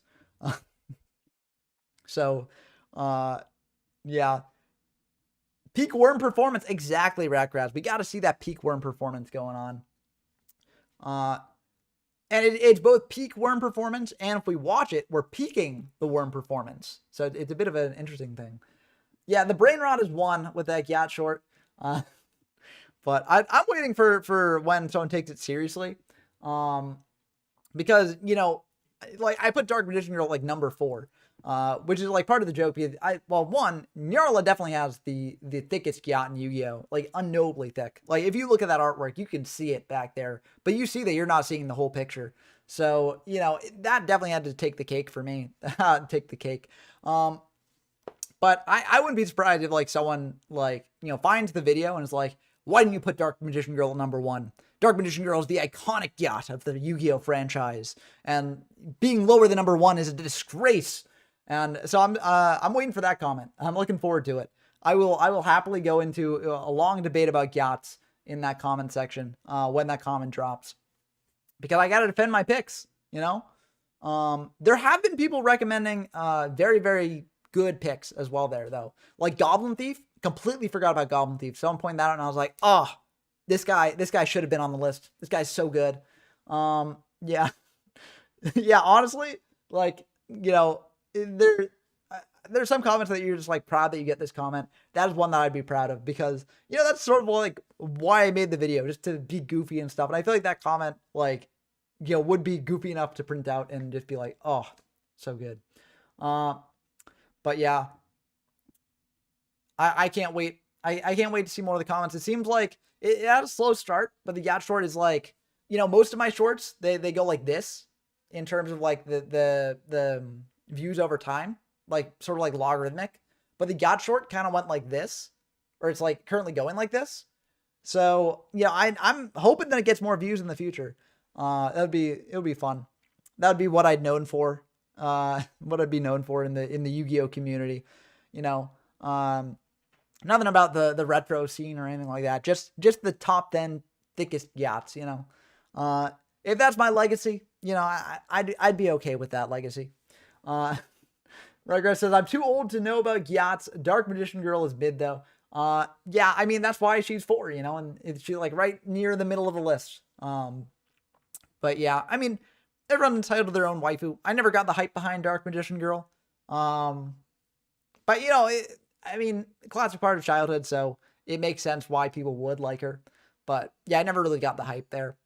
That may be blasphemous to say, but it's what I'm saying, you know. But yeah, book there on the breaker is going to be pretty good. And I like seeing the scapegoats just facing each other down here. Scapegoat is a limited card, but it's also one that like doesn't necessarily see play in every deck. So it's cool to see both these see in play here. You know, where's the Dark Magician boy? You know, that's what I'm saying. I mean, you've got well, no, because that's like Yeah, I feel like the Gygagas did that better. Did they have a Gygaga boy or like sort of they had like Gygagas. So they had Gygaga Magician, Gygaga Girl. They had like Gygaga Caesar. I don't know if that would count as Gygaga boy because I'm not sure if he's like younger or older than the Gygaga Magician. Yeah, I don't know. I don't know the Gygagas enough to be able to tell that, but best OG Yu-Gi-Oh waifu is Barrel Dragon 3 holes. I agree 100%. I mean, and just the way it's like staring you down.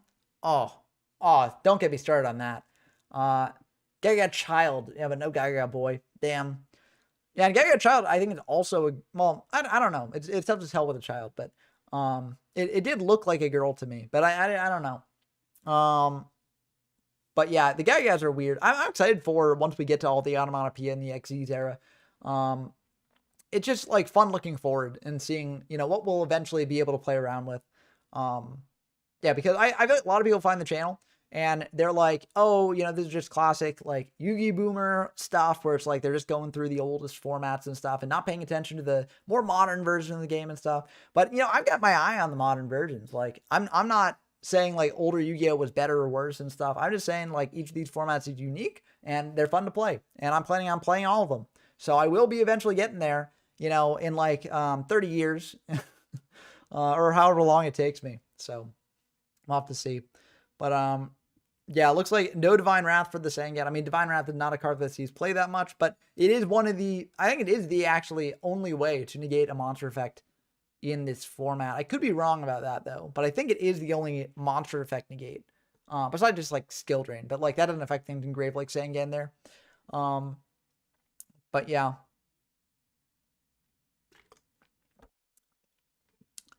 I think the onomatopoeia stuff is just so funny too, because like a lot of people view Yuma as one of the most childish of the, Blade Knight can negate as well, but I more mean like a card to activate in response to an effect.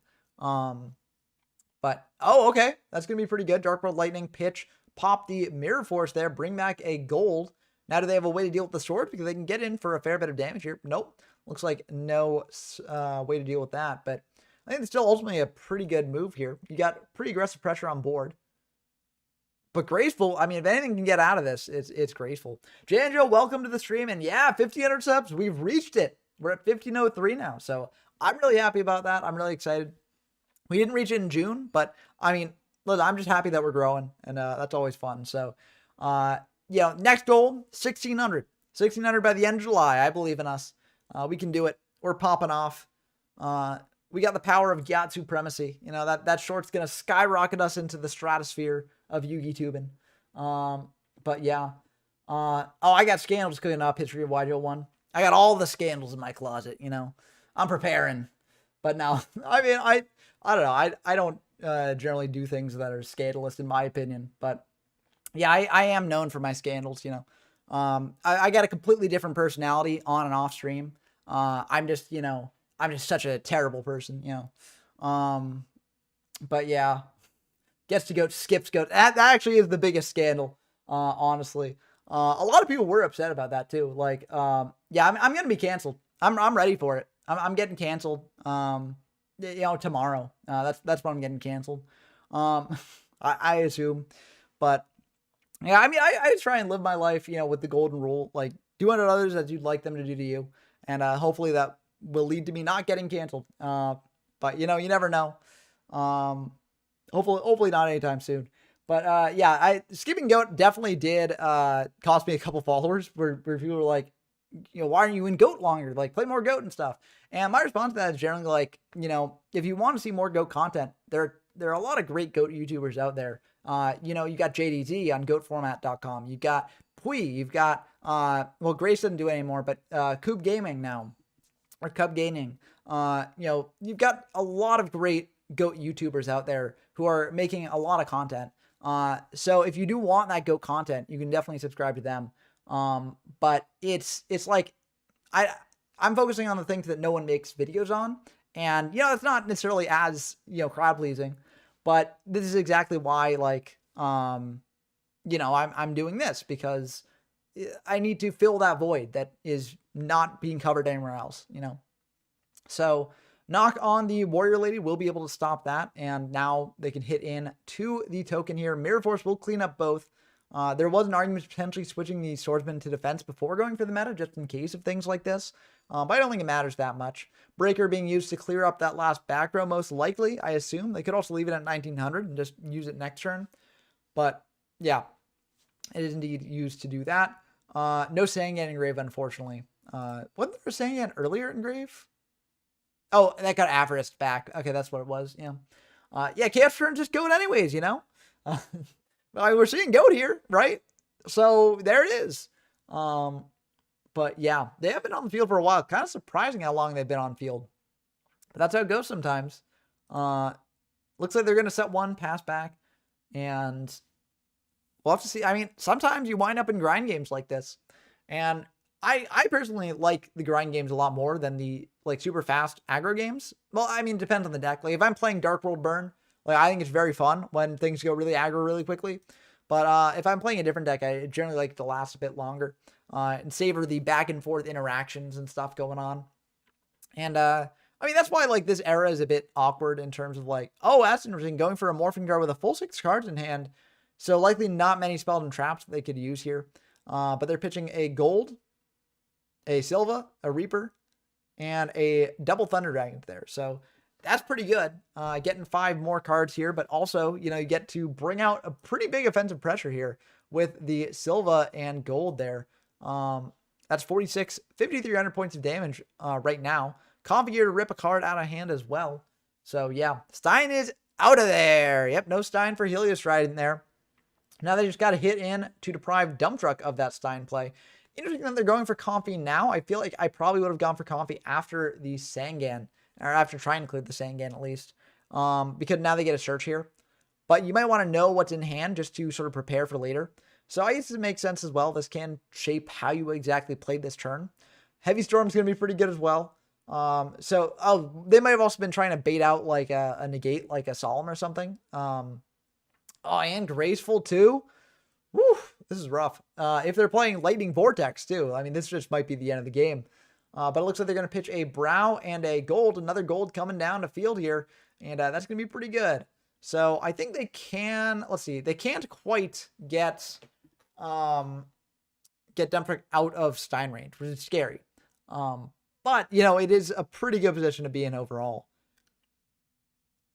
And if they, Meta will be pretty good here. Going for a Balter probably, because then you Balter over the Sangan, attack into the Breaker. And yeah, so this is a very good play here.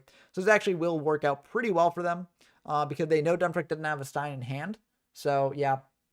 Yeah, I never watched much Void. I should really go back and watch some of their stuff. But yeah, Grace was a great go-tuber as well. But, you know, I perfectly understand it. You know, you got to take time off from the game when you need to. And, you know, the game is a passion, right? Like, it's something that you should do because you like it. And I'm not saying Grace doesn't like it anymore, but if it's taking up other parts of your life that you value a bit more, then, Void got rid of all their stuff. Oh, that's unfortunate. I always... it's their stuff. They have the right to do with what they want with it. But I always do feel sad when like people remove all their old stuff. Cause it's just like, it's unfortunate. But yeah, I mean, I'm planning on not doing that. Even if I, retire from the YouTubing scene, I'm still like a long way from ever doing that if I would. But, yeah, I'm not planning on ever deleting this stuff because, I put a lot of time and effort into this. And also I do think it just serves as a learning tool for a lot of people, like learning these older formats. And I do really want these formats to grow. And, I think a lot of people will enjoy them. So I always plan on just leaving up the videos basically in perpetuity. But yeah, I got to release that Blu-ray box set, that's what I should actually do. Take all my videos off YouTube and just release them in a series of like boutique Blu-ray Criterion collection sort of things. But yeah, that'd be funny. Let's see. Is the other game going on as well? I think Model and Haiku is still going on, so let's dive into that one now. Let's see. Model v Haiku, is that still going on? Maybe it's not. Oh, there it is. Yeah. Model vs Haiku still going. Okay, it looks like, are the worms going to do it? No, I got to put them on Betamax. That's the real thing I got to put them on. We were talking about me trying to pretend to be young. I guess I just, let the cat out of the bag there with Betamax reference. Oh my goodness. That's a fun story. I was once working as a summer camp counselor back in high school. And, you know, I was working with the kids and stuff. They were like, I don't know, like second grade or something. And this was back like, this was a while ago. This is like almost 10 years ago at this point. And I'm being vague to hide my exact age, but I guess this is sort of like indicating a little bit about my age. But anyways, we had a flashback Friday, and it was sort of like a fun theme where like everyone would dress up as like something from the past, like a blast from the past and stuff. And I dressed up like a Walkman because I was like, oh, the kids won't know what a Walkman is, but it would be fun to, you know, sort of do. And, you know, they'll ask what it is and they'll learn a bit of history and stuff. So I was expecting them not to know what a Walkman is. And sure enough, they did not know what a Walkman was, right? And they're asking, oh, what's that? You know, and I was like, oh, it's a Walkman. And they're like, what's that? And I was like, well, it's something where you'd put in like a cassette tape and you'd play music and stuff. And the thing that got me, the thing that really, you know, hit me deep in my core was they asked me, what is a cassette tape? And I was like, oh my goodness, I didn't expect that. They blindsided me, you know? Because, you know, cassette tapes back in our day, you know, there's something that, you know, everyone knew of, right? And so it's just wild, you know. YGO from 1979. Oh, Karibo coming down here. Actually a pretty nice choice there. Yeah, that will indeed stop the Chaos Orc from being able to get in for lethal, and the Snatch Deal will increase their life points by 1,000. YGO from 1979. That's me. Dust Tornado on the Snatch is going to be pretty good here, taking back that Sork. But Solemn coming down on the Dust Tornado. Will it be met with another Solemn in turn? Nope, it will not. Okay. I think that was still the correct choice because now you can go for a lethal push here. But yeah, that's pretty good for... Okay, just attacking in for 23. So not lethal. They might not have another monster push here. But yeah, I think you kind of had to do that, unfortunately. Did put Haiku in a bit of a vulnerable position. If we check the grave over here, another thick graveyard. MST's gone. Heavy Storm's gone. 2 Dust Tornadoes are gone. Breaker's gone as well. So honestly, there aren't really many outs to the Snatch Deal at this point. And if there is an out, then they got to set it on their turn. So I feel like there's a pretty good spot to be in. There is a Light and Dark and Grave, and only, let's see. Yeah, only 2 Sorks have been used up. So a Sork off the top will be able to banish that opposing Sork there. But, you know, there's still a pretty good spot. Setting another passing back. So now the Chaos Sork will be lethal if it connects. Any Mirror Force. Yep, Mirror Force is in Grave. But we do know that they're on Saku's as well. And that will be met with another Saku there. Okay. So Chaos Sork goes down. Will there be another monster to come out onto the field here? Nope. Just setting one. It makes sense because TT is gone, so there's no real risk to summoning out more monsters. Premac coming down here, dropping model down to 500, but getting back a powerful monster could be worth it. Probably getting back the Sork, I assume. Maybe getting back a Sangam, but with 500 life points, maybe not the best. Yeah, I think you got to go Sork here. Sork hitting in for 23. Will that connect? Will need connect, dropping the Haiku down to 750. Call coming down for another monster here, going for another Sork. Will that be the end of the game? It might be. And yeah, that is the end of the game. So, wow. Intense ending to this game. Unfortunately, the Worms couldn't do it. No. Oh, the beautiful, beautiful Worms. They couldn't do it. Yeah, and they had the swap there if they drew any monster, but TT wouldn't do it either, so it was not looking good for them. And yeah, they didn't have enough to go for the Mana Core of Darkness there either. But very, very cool stuff. Happy to see Haiku experimenting with that because that was very, very cool. But yeah, unfortunately the Worms couldn't do it. Oh, my heart goes out to them. Anyways, we got now Soul versus Model, and we still have the Helio Strider versus Dump Truck game. So let's dive back into that one. Yeah, let's see how this one keeps going. And it looks like Dump Truck's in a pretty good position using that Reaper to rip out another card from hand there. But it's a bit scary because if Reaper hits into a Dark World, then you're in a load of trouble. So, you know, do you want to be playing the Reaper here in this sort of situation? That's a bit tricky. I mean, they did know the hand, though, from the Dust Shoots here earlier. But still a bit of a tricky spot to be in. Yeah, I mean, you might as well just keep attacking in, I think. Right? Or, oh, going for Breaker here to, okay, Bottomless. So you know that the hand, I believe, does not have any Dark Worlds at this point. So you just hit in again. Makes sense.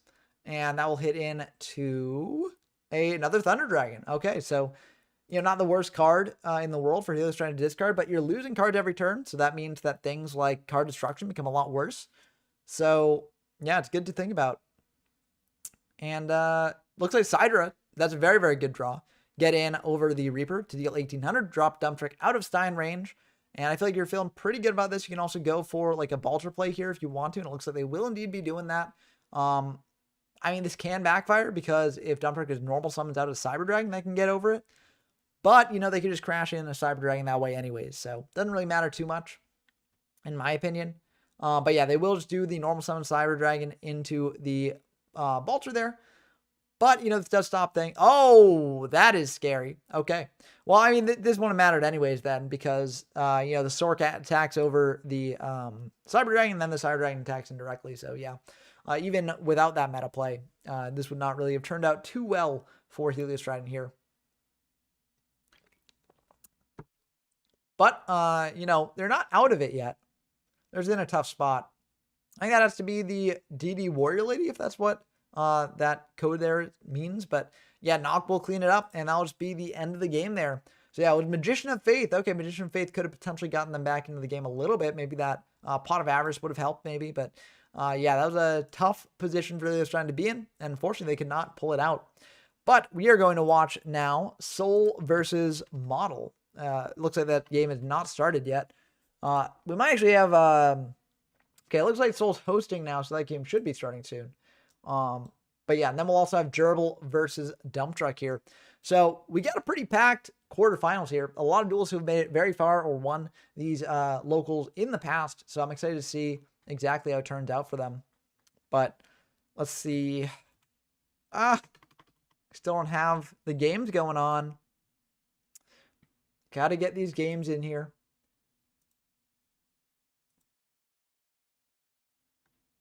But yeah. Okay, it looks like Dump Truck's also hosting for Gerbal. So these games should be starting soon. So let's just check here. So yeah, Soul's hosting for Model, Dump Truck's hosting for Gerbal. And it looks like Dump Truck versus Gerbal is happening now. So let's dive into that one first. And then we'll dive into the Soul versus Model game. So we'll have to see how this goes. Honestly, the locals, I was expecting a lot quicker games here because I was expecting a lot more OTK stuff going on. But it shows that, like, you can play grind your decks in this format, and you can do pretty well here. Some of the games have been short, sure. But, for the most part, Last will be getting limited. It does hurt Stein OTK's viability quite a bit. Not really good access to Treeborn Frog also hurts a bit, too. So I do think that, like, this is the format in the sort of Stein period where, you have the least amount of Stein OTK going on. Maybe. I haven't played Stein format yet. So maybe that's a difference, but I do think Stein format, it's named Stein format, probably for a reason. So I feel like you probably go into Stein OTK a little bit more there. Death Shoot getting fired here, ripping a card out of hand. Again, such a broken card, such a degenerate card. Oof. You got to play it, Now, there is double Rhoda, PB and Smash. What is PB, do you think?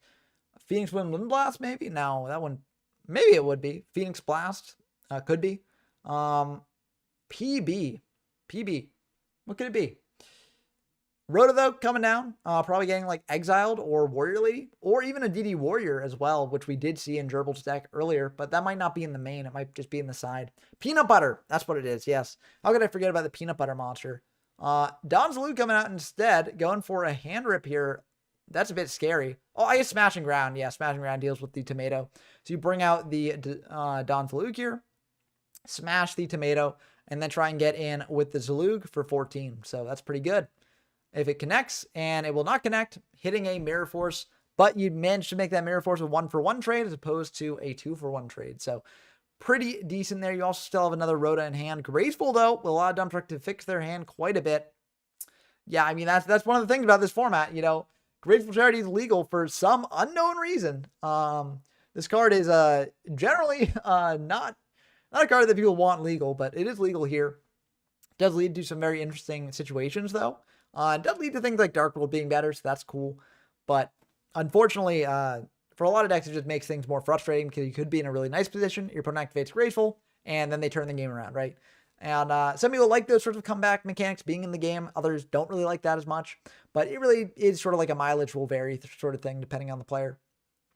But Wrap getting switch to attacking in for 14 here. Trying to poke in, and I will indeed poke.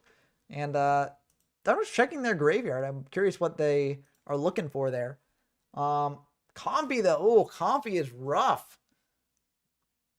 Yeah, Comfy is pretty rough here. Ripping a card out of hand. What are they going to rip is the question. Okay, it looks like Rhoda leaving a PB and a knock. PB and knock, my favorite type of sandwich. You think Knock is just using that sword to, put peanut butter on their PB and J? That's the real question here. I think it could be. Goat coming down. Goat getting fired to block off that attack there. And that will indeed go through. So preserving their life points above Stein range. So that way they can go for that if they need to. But they're in a pretty awkward spot here if they do want to go for Stein in the future. Yeah, not going to be too good for them. Oh, premature burial. That's probably what it is. Yeah, Premat getting fired here. I mean, you do what you got to do, but Death Tornado will eat that. And also now Down Strike is out of Stein range. So not looking too good for them here. But those goats can buy them enough time to potentially get back into it. Yeah, nothing really good to premature burial back at this point. Because you don't want to prematurely use it and then not get the rip there. But I don't know, Blazon56. Why did the teacher give peanut butter to all his students? Because he was the nutty professor? There it is. That's good. That's good. I like that.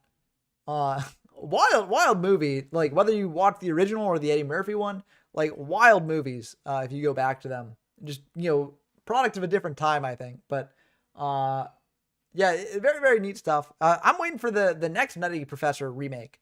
When's that happening? That's my question. Knock getting used on that Moth there. Banishing some knocks from deck. Maybe Down Strike set them off because they were like, well, they know that I know that they have knock, so, they might save the knock, figuring this isn't something good, but, unfortunately it backfired for them if that was the case. But yeah, knock pretty good. Using that sword, spreading that peanut butter, banishing that Moth. Very, very good stuff. Now the question here is, do they go for the premature burial on the Zalug now? If they can clear those 2 tokens, get in for 14, rip a card out of hand. Looks like they're going to choose not to. I think that's probably the smart choice. But there are different arguments for this. Snatch on the Blade Knight is pretty good here. So you can get over the Rat, but ultimately you're still giving your opponent more life points as well. So that's a bit awkward. But yeah, getting in for 200 there. And using the effect of the Rat to bring out either another Rat or... Oh, it was totally nuts. Oh, that's a good one. Yeah, why did the jar of peanut butter run across the busy road? It was totally nuts. Hopefully it didn't get spread out flat by one of those passing cars. That'd be pretty sad. But yeah, these are some nutty jokes. Yeah, Lily's going to be pretty good here. Lily getting over that Blade Knight there. Yeah, it is a bit awkward because that set is now there. Can't be Moth because Moth is semi-limited at this point. So you don't have to worry about that.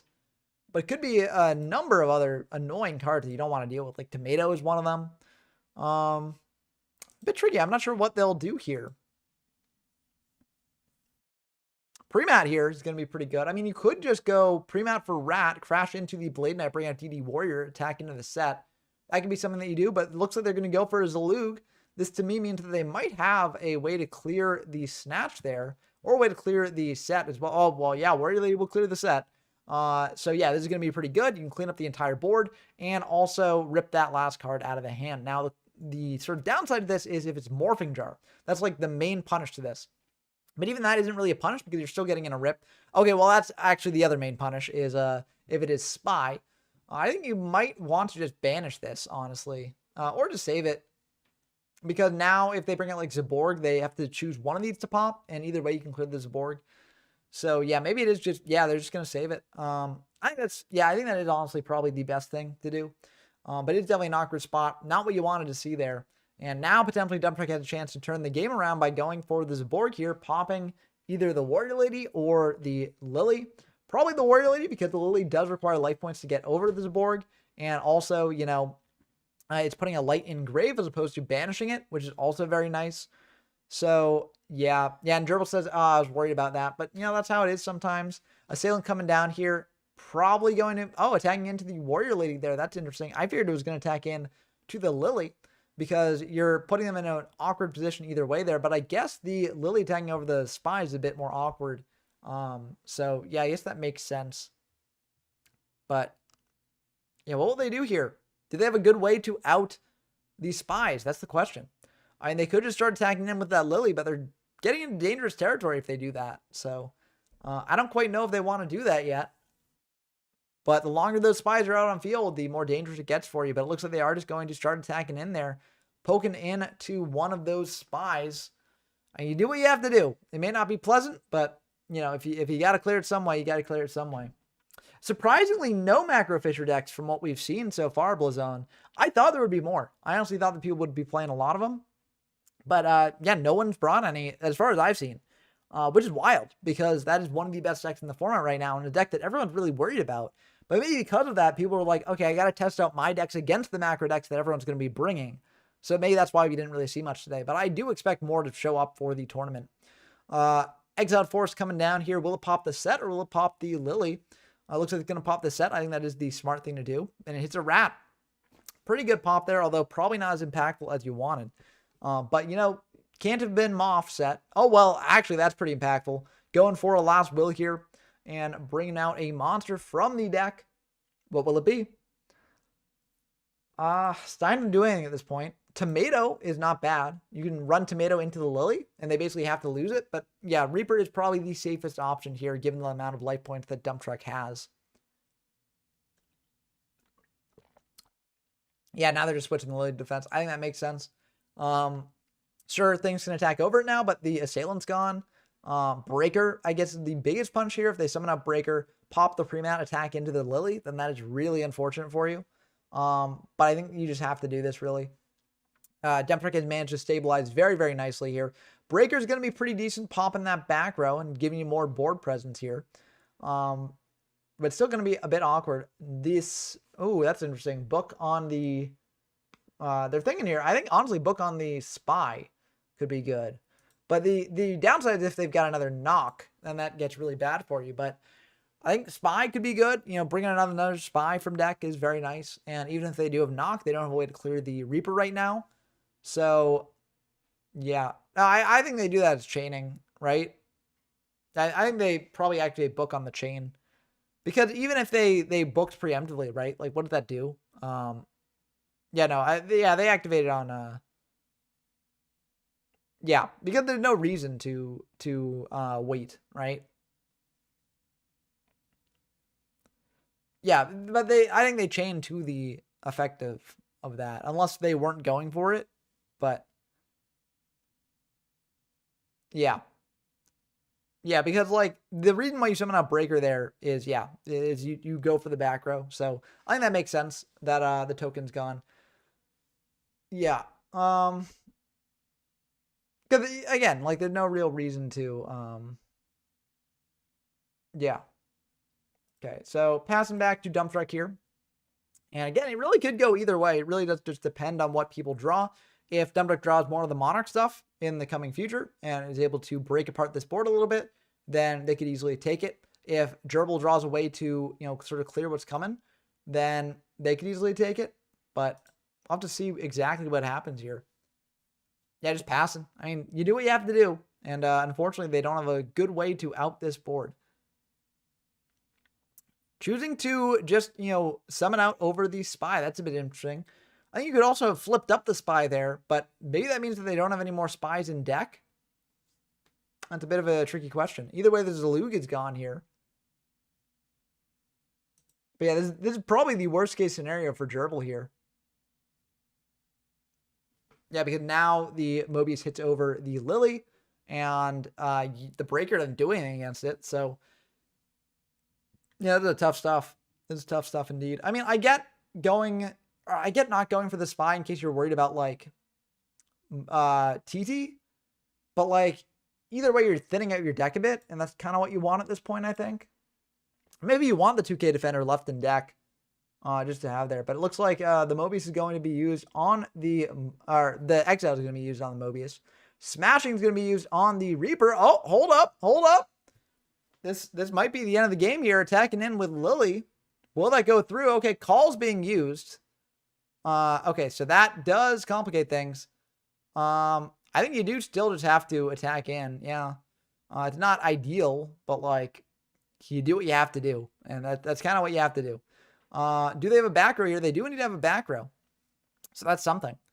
But this could easily go pretty poorly for them. Side draw off the top's pretty good. If that back row does not stop it, then yeah, that will indeed not stop it. So rough stuff for Gerbal. Dump Truck was able to take that one there. Let's dive into the Soul game now. Soul versus Model. Okay, looks like Soul won game 1. But Model got an early dust shoot, it looks like, off on Soul here.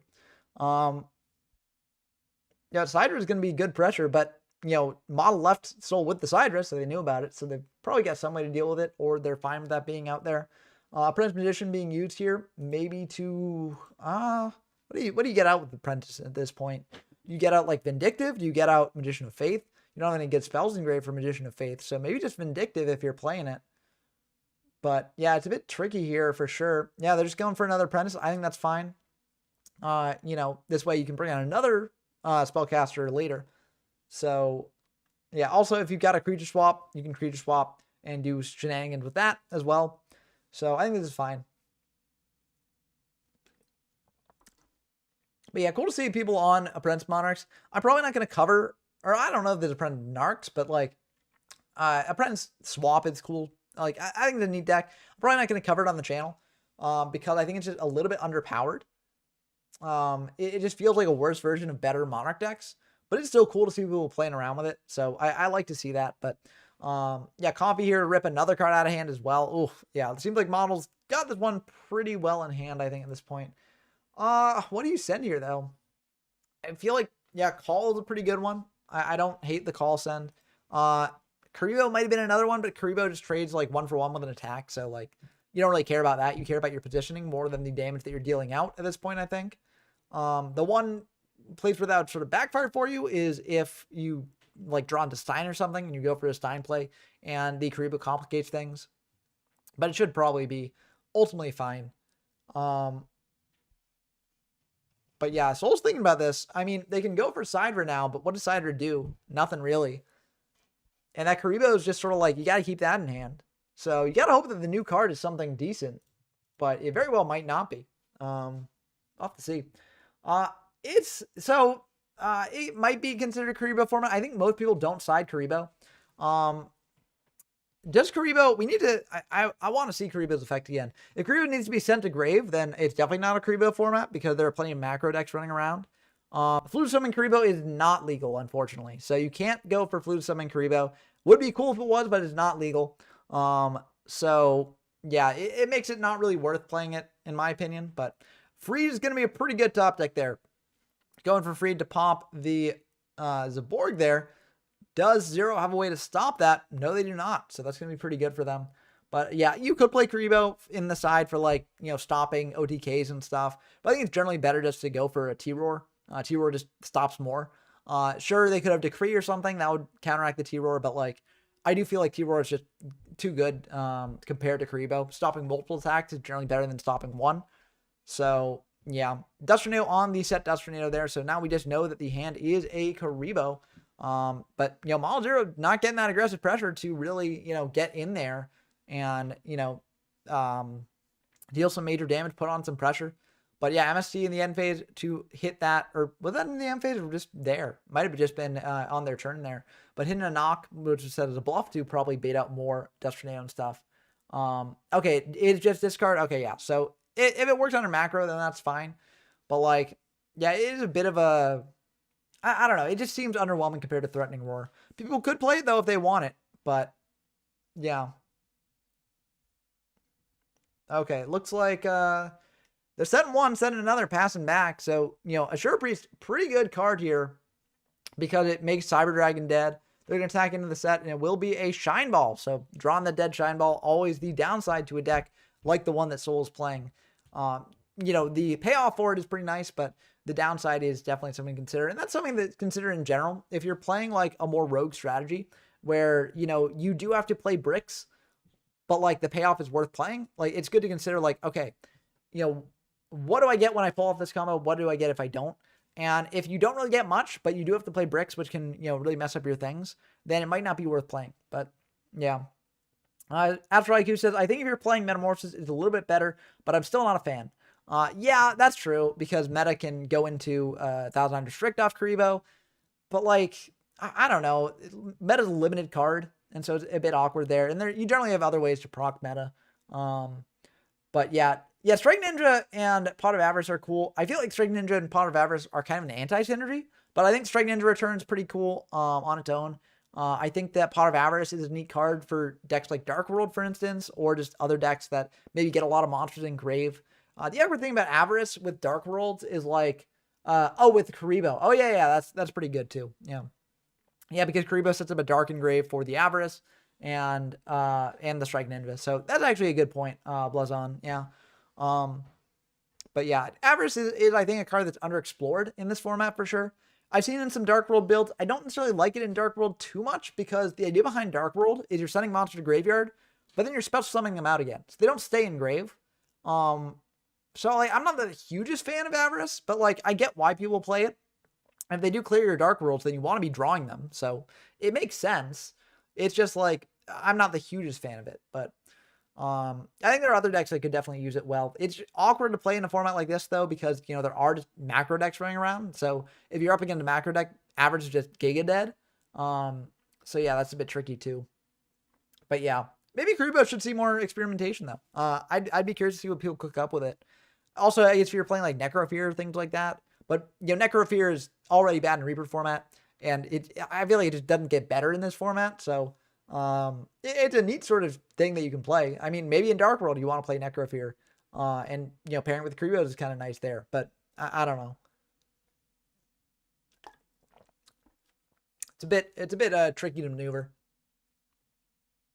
I feel like you know it's interesting for a lot of these formats, because theory crafting can only get you so far in a lot of them.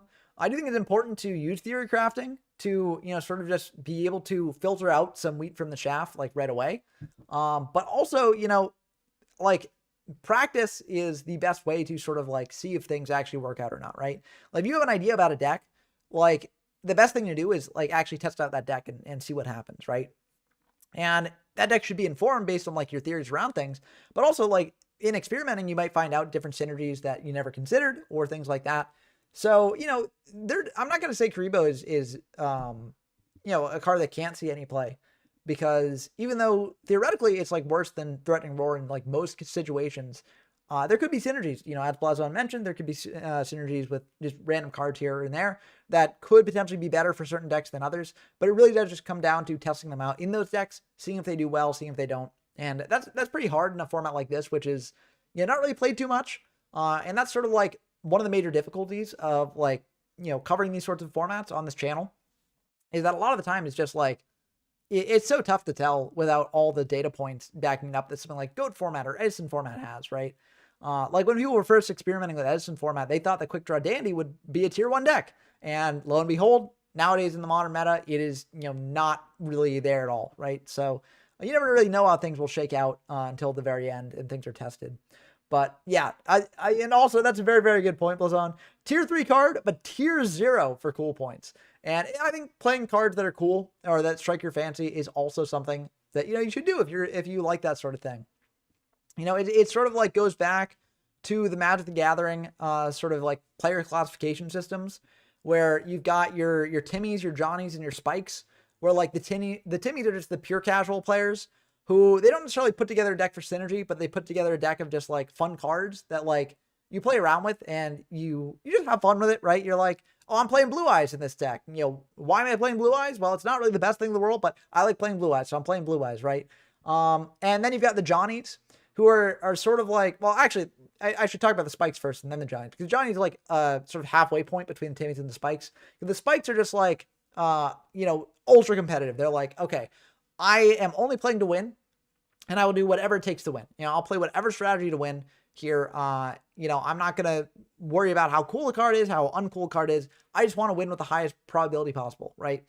And those are the spikes. And then the Johnnies are sort of halfway in between, where they're like, you know, I do enjoy winning, and I do want my deck to sort of have some synergy with itself and have like a notable game plan. But at the same time, you know, like I want to do something cool. I want to pull off a cool combo and this and that, and go for that. So I do think it's, and I don't think that any one of those players is necessarily like better than another player, right? I think that all three of those sorts of modes to be in are perfectly valid ways to go about it. But I do think that it's interesting to sort of think about that in the context of these retro formats, where a lot of the times, like, you know, we got a much smaller player base, right? So, you know, you can potentially do well on more of a Timmy deck, right? Like potentially. We'll just have to see how it actually pans out in the tournaments. But yeah, there are some interesting sort of jar FTKs that you can do, Ben L. Yeah, I will be doing an FTK video for this format, or maybe not, because there isn't really much that's changed between this format and the last format. There aren't really any new FTKs that are out, unless I'm, you know, misremembering something. But if there is, then I'll do an FTK video for this format. But yeah. Yeah, Jandro said you're either a Karakuri Geargia or a Dragon Ruler, and that's a very good way to put it. Yeah, are you playing the, you know, most expensive, most competitively viable Dragon Ruler deck, or are you playing something that maybe isn't quite as viable, but it's still very fun in Geargia and Katakuri, and you like that deck a lot, and it does have some neat synergies, and so you play it. Yeah. And Jandro released a great video on Dragon Ruler format today, so check that out if you're interested in that time period. But yeah, setting back Banisher makes a lot of sense there from Model, because they want to get the effect of that saying in there. And that Banisher there does complicate things quite a bit. So that's a bit to think about here, how they want to proceed with this turn.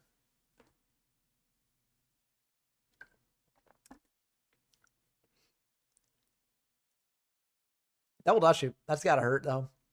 Okay, so they are going for Venus. I think Venus is a good option here, because you do want to deck thin early if you can. Oh, maybe they're not going for the effect, or they just want to bring out those Shine Balls in defense. I mean, sometimes the anime decks are meta. I mean, we saw that, you know, this is not going to be the most popular time period, especially for the audience on this channel. But in Link era, at the beginning of the Reigns era, like a lot of the top decks were like anime based, right? They did a big push to make it so that, like, at that time period, you know, you had Goki doing very well, you had Trickstar doing very well. Those were straight out of the anime, right? So, you know, you did have that time period, but I think it's like the best time period for anime decks. But yeah, and as Janjo said, Blue Eyes won World 1 year, Exodia's topped Worlds. So, you know, you do have these iconic strategies doing well at different periods in the game's history. But yeah, unfortunately, like the times where you know, pure anime archetypes, you know, have done extremely well are a bit few and far between. Yeah, Blackwing. Oh, Blackwing. How could I forget Blackwing? So that's also an anime archetype. Blackwing is a funny case, because Blackwing's initially, Crow was supposed to be like a minor character in 5Ds, but then as time went on, you know, people really liked his character and really liked the play style of the deck that he played. So, you know, you just have Blackwing's exploding popularity, so Crow became a bigger character, so they released more Blackwing stuff, and it's a very, very good deck. I mean, in Edison format, you know, Blackwing Value are two of the, you know, top decks in the room. But oh, was the Crow thing just a rumor? I thought that was relatively confirmed. Sorry for spreading potential misinformation there. Yeah, that's what I'd always heard, so I assumed it was true. But it's always good to fact check these things. So yeah, but Tomato's going to be a pretty good card here. Yeah, I mean, I know that some of them are rumors. Like, I think the cult thing is a rumor. Like, there was a rumor about the cult. Okay, Dump Truck defeated Helio Strider. Okay, so we've got one of the finalists here is Dump Truck. And no, wait. Oh, Helio. Oh, yeah, we already knew that Dump Truck defeated Helio Strider because they're facing Gerbal. I thought you meant that they beat Gerbal. Yeah, it's just not updated in the chart here, so I can put that in. But yeah, it makes sense because we don't normally do the like /loss command for these locals. But yeah.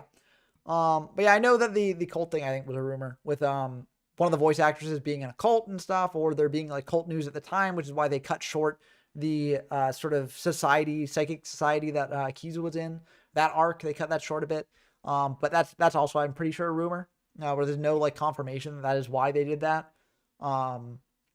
But yeah, Cider coming out here. Cider going to be able to eat that Venus, and that will go through, dealing that 500 damage if it does connect, and it will need connect. Okay, so that Shine Ball, it's putting up a defense there a little bit, but will it be enough? Will the Shine Ball booty be able to bounce off the battling? But I can't think of any more bees. The Crow thing was just that there's a rumor where that Crow was not meant to be a big part of the anime originally, but then because Blackwings were such a popular deck, like they basically wrote more of him and gave him more Blackwing cards and stuff like that. But apparently that was a rumor. I never knew it was a rumor. So yeah, I'll be more careful about sharing things like that in the future. But yeah, Soul's in a bit of a tough spot here. Yeah, because Model knows a fair amount of their hand, I think. Unless a lot of it was, yeah. Yeah, that's a good point, Gerbal. It takes a long time to produce these sorts of animations. So, it does make sense that they can't be like reacting moment to moment, right? They've got the seasons probably planned out, written out, all that stuff. Because it's a long pipeline. So, yeah, I think that makes sense. Or I don't know, maybe in the anime industry it's a bit shorter. Because I know that there was like, maybe this is just Mappa, but like I know like Jujutsu Kaisen Season 2, like every week, there's sort of like tweets where it's like, oh, they're not going to have it done in time. They're not going to have it done in time and stuff. But yeah. Yeah, no, I agree. 5Ds is not a perfect show by any means. I do really like it a lot. But yeah, I do think people are like, oh, it would have been perfect if just this, and this had happened, And unfortunately, it doesn't always quite pan out that way. But yeah, I mean, it could have just been that it was like not quite as good. Which I think is the most likely rumor. But Shine Ball attacking in here, maybe to flip up that apprentice position to be smashing ground later. That's kind of neat. Or they thought it was something. Oh, no, they forgot the stat line. Oh, that hurts. Yeah. Attacking into the apprentice as opposed to the Cyber Dragon is an interesting line here. I wonder what their intention was. I wonder what they intended to do here. Do they want to like knock this? Like knock an actual flip? Yeah, I don't know. I feel like either way they would have been in a bad spot if like let's say Shine Ball hit over Apprentice Magician, like what do you do then, right? And you just sort of like sit on the Shine Ball and then the Oka dies and your opponent like at best has I guess a dead Magician of Faith, but they could be on like just Vindictive instead. I don't know. It seems kind of weird to me, but I don't know. Soul probably had a plan. That Mirror Force could have, backed it up a lot too. So that makes sense. But yeah, I think probably would have been better just to go for Oka on the Cyber Dragon there. But yeah, Cider hitting in to the Shine Ball. Don't have to worry about Mirror Force anymore. So you can attack him with this Apprentice Magician without much fear. If they Saku it, then you're still in a good position with the Sidra. But either way, you're doing pretty well. So yeah, I don't think it's looking too good for Soul here. And if they do have Kuribo, it can stop one attack next turn, but what did that really do for you? One of the downsides of Kuribo, in my opinion. But we'll have to like see what they do. Maybe they've got something up their sleeve. Soul of Purity and Light is pretty good here. But then it makes things awkward because they can just attack the Apprentice. Well, no, you can force them to attack the Apprentice Magician in. So you bring out Soul and you sit on it. That's something. You can also bring out Freed. If you bring out Freed, banish 2 lights from grave here. Miraculous Descent back Oka. That's pretty decent. That might be what to do. Yeah, I don't hate that play. So yeah, that could be an option. But either way, it's a bit of a tricky situation to be in here. They might not really have a good option, honestly. But yeah. I mean, that's the risk of playing a deck like this. It looks like they are going to go for a banish of a light. Will they banish another light? Or, well, there's no darks in grave. So yeah, it's just going to be banishing 2 lights for a soul. Not going for... Oh, they did banish the Oka. Okay, that's good. Yeah. Because you want to banish the Oka. So that way you have a Miraculous Descent target that's actually good as opposed to just being a Shine Ball. So that makes sense. And I think, honestly, just sitting on this is fine. Okay, they are going to attack into the Apprentice Magician. I don't like that play. Okay, return. But, like, what is this... Like, I don't like this play because you're just allowing... I don't like this. I don't like this play because let's say you attack in with the Shine Ball into the Apprentice Magician. They got, like, Vindictive. you attack in over the Sidra with the, oh yeah, you can do this too, but like, I don't know. I mean, if they're playing Vindictive, this is just a really, really bad situation. I feel like they probably have one Vindictive in the deck at least, you know? I mean, they could just be on Moffs. But I feel, oh, okay, I guess they're just on Moffs. Okay. No Vindictive there. Yeah, Vindictive would have been a really big punish here. Because with Vindictive, you'd be able to pop the Soul Period Light and basically clear the entire board here. And then you're down to 1750, and you're very, very, very vulnerable. So, yeah, I don't really like that the best. I mean, what you do here is you just attack the Shine Ball into the Moth and attack the Oka into the Cyber Dragon. Like, that's a pretty standard line. Like, I mean, there's nothing else that you'd want to do here. So I don't really know why they're thinking about this. Because, I mean, the Soul's already attacked. So, nothing you can do there. You've used up all your effects here. I guess you could potentially crash the Shine Ball into the Sidra if you wanted to. Oh, does Zero have swap? Oh, he has swap. Okay, so creature swap here. Yeah, you could creature swap the Shine Ball for the Moth. And then get back, like, smashing. But then you're just opening themselves up to taking damage next turn. So I don't really like that too much. I don't know. Okay, they are going to go for swap here. I don't know, like, getting back smashing or swap is, like, not the biggest play in the world. I think it would have been better to, like, fade them off, but I don't know. You know, it depends. And they got a Banishful Light in the Dark for a Chaos Sork here, banishing that soul there. I guess this does get, like, a smashing back, so that's something. But then you have to flip this up into attack and to get the smashing. And, like, that's something that you don't necessarily want to do, but you kind of forced to do it here. So, yeah, they're going to flip up the Faith there and get back that swap. Then probably swap the Faith with the Sork, I assume. But there's Call, so then you can just give back, yeah, Sangan, yeah. And that is really rough because now, I mean, you're not dead on board, but you're in a really bad spot, and Zero gets to search off the destruction they're saying in. So, yeah, this is not looking too good. I think smashing probably would have been the safer option. Well, maybe not the safer option, because you still got Moth in attack, so you still lose to a Cider off the top. So, yeah, I think this is probably... I think this is just the end of the game, right? Like, I can't really think of a... Oh, okay, so what have they got left? They could have Saku's or something. Return can protect a little bit as well. But, yeah, I mean, I don't know. You attack in probably with the Sangan for 7 over the Faith, either way. You don't really need to let them have that Moth around. And I guess this does put a Light Engrave, so if they've got another Chaos Monster, that's awkward. But either way, I think Model just attacks in with the Sork. I think that's just the better move here. Yeah, because you don't want to play into the TT. So you still get to search off this as well.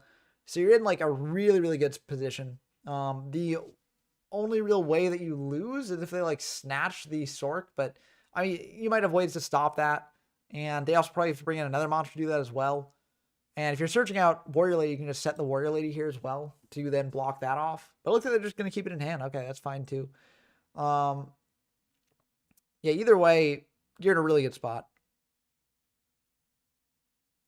Yeah, I don't know what, well, okay, so Snatch plus Monster would do it if that set was a Snatch. Okay, Descent is pretty good. Getting back this Mech Oka. So that's something. So, yeah, you get the Oka back. And now you can attack over the Sork. It looks like they will be fine. Okay.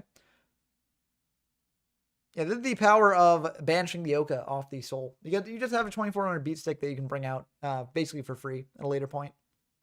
But, I mean, the question then becomes, like, is it better to play this than Monarchs? Because Monarchs can just do that with, like, Call the Haunted and a 2400 Monster Engrave. But you get to play 3 Miraculous Descent, so there's that. That's pretty nice. Yeah, and they're checking their grave, so they might have, yep, Banish the Light in the Dark. And there you go. There is the Sork coming down. Banishing the, yeah, that's just Dust Shoot. So, yeah, that'll do it. Yeah, very, very interesting game. Very, very interesting deck there from Soul as well. But yeah, just was not able to do it against this Chaos deck here. So we get Chaos versus Monarchs. So I'm excited to see which one wins.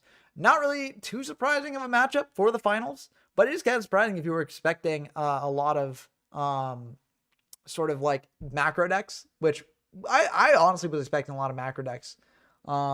So yeah, looks like model needs 5 minutes, so we'll wait 5 minutes. Maybe pull up another game going on here. Do people want to see a GOAT format game or an Edison format game? What do people want? Vote down in the comments here. Okay, so Lalo was on this sort of macro deck. Okay, so sad we missed that, but Edison format, says Gerbal. Okay, we're going to watch Light Angel versus Skytrax. Seems like Skytrax is on Frogs. Seems like Light Angel's on Blackwings. Yeah, it seems like pure Blackwings, not Vayu Turbo. Yeah, I don't really know how to read the ratings here, but I mean, honestly, like Frogs is a tough deck to play, so I wouldn't be surprised if Skytrax is relatively higher on this list. So yeah, advanced unrated classic. Oh, okay. That's fair. Okay, yeah. Let's see that. I actually am kind of curious about that. Sorry, I know I promised Edison. Well, I can't watch your own game, right? Oh, actually, I'll dive into your own game, see what's going on there. Okay, so we got some Tengu Plant going on here. Very cool stuff. Oh, custom. Actually, wait, Hoy, yeah. Hoy's cooking. We're cooking with fire. Okay, we got Tempai versus Inspector Board. This is custom, right? Did I not click custom? This is custom. Where's the custom? This is just modern. What's going on? That's a real Tempai card, I'm pretty sure. Is it not? Are they not real Tempai cards? I thought they were real. Yeah. That's honestly true. They did from Border Stun because they're like custom cards, you know. We can't have any of that here. Not in my dueling book. Yeah. There could be only one. My goodness. Where are the custom cards? This one gotta have custom. Isn't Fiendsmith like not custom? Isn't that like actually just the Fiendsmith? Isn't that the thing? Why are we getting all these games with non-custom cards? It's just like a subculture of the DB community where they just play games without custom. Okay. Now we got some customs. Now we got some custom cards. Okay. It looks like a Doriato deck with infinite loop. Once per turn, you can gain 600 life points. We got Greater Observer, Lady of Dorado. It's 2 level 4 light monsters to make. Can't be destroyed by battle with a non-light monster. Once per turn, you can destroy 1 non-light monster on the field. Once per turn, you can special summon 1 light monster from your hand or graveyard. This card gains 400 attack for each light monster in your graveyard. During either player's turn, you can attach 1 Xyz material from this card to change the attribute of 1 monster in the field. You can only activate it once per turn there. What MGS Codec? You can only activate this card at the start of your main phase 1. Neither player can special summon monsters. That is busted. Wow. Each time a player tribute summons a monster, that player can draw cards equal to... Okay, they're going on a 2-minute break. Yeah, I guess people are watching. That player can draw a card equal to the amount of monsters tributed for the tribute summon. You can only control 1 MGS Codec. Yeah, it's a Doriato Divine Grace North Wemco train. I'm curious. I want to read this boss monster. 2800 attack, 2600 defense. It is a level 10 tuner. A level 10 tuner. Wait, I want to read this first before we check the grave. Once per turn, you can spell summon this card from your hand. Then both players gain 1,000 life points. Once per turn, this card gains 200 attack and defense. Once per turn, gain 500 life points for each monster on your side of the field. When monster spell summoned from your opponent's graveyard or banish down, change this card's attribute, then change that monster's defense. That's kind of neat with where they're doing the attribute things. Okay, let's check the graveyard. We got 2 Doriato's Light. So this is like a Doriato's Blessing retrain kind of. Add 1 light monster from your banish zone or deck to your hand. During your end phase, you can add 1 Doriato monster from your graveyard to your hand. You got Fortune of Outer Haven. Level 2 light. Wait, level 2 Divine Fairy? Is that the Divine attribute there? Yeah, it's a level 2 Divine Fairy.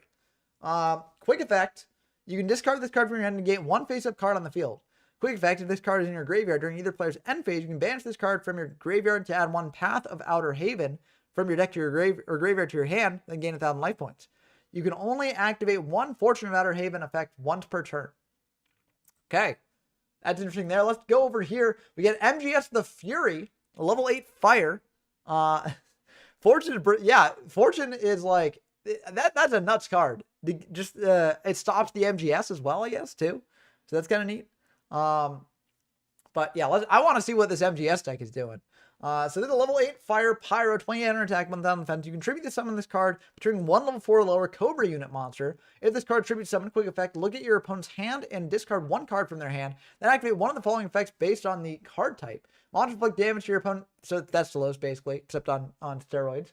Spell, gain 400 life points equal to the monsters in both graveyards. Trap, your Cobra unit cards are unaffected by your opponent's card effects whilst this card remains on field. If this card tributes summoned by triggering Cobra unit monster, add this additional effect. Also inflict 1000 damage to your opponent after that. This card is always treated as a Cobra unit card. That is wild. Yeah, I was not expecting a Metal Gear deck here.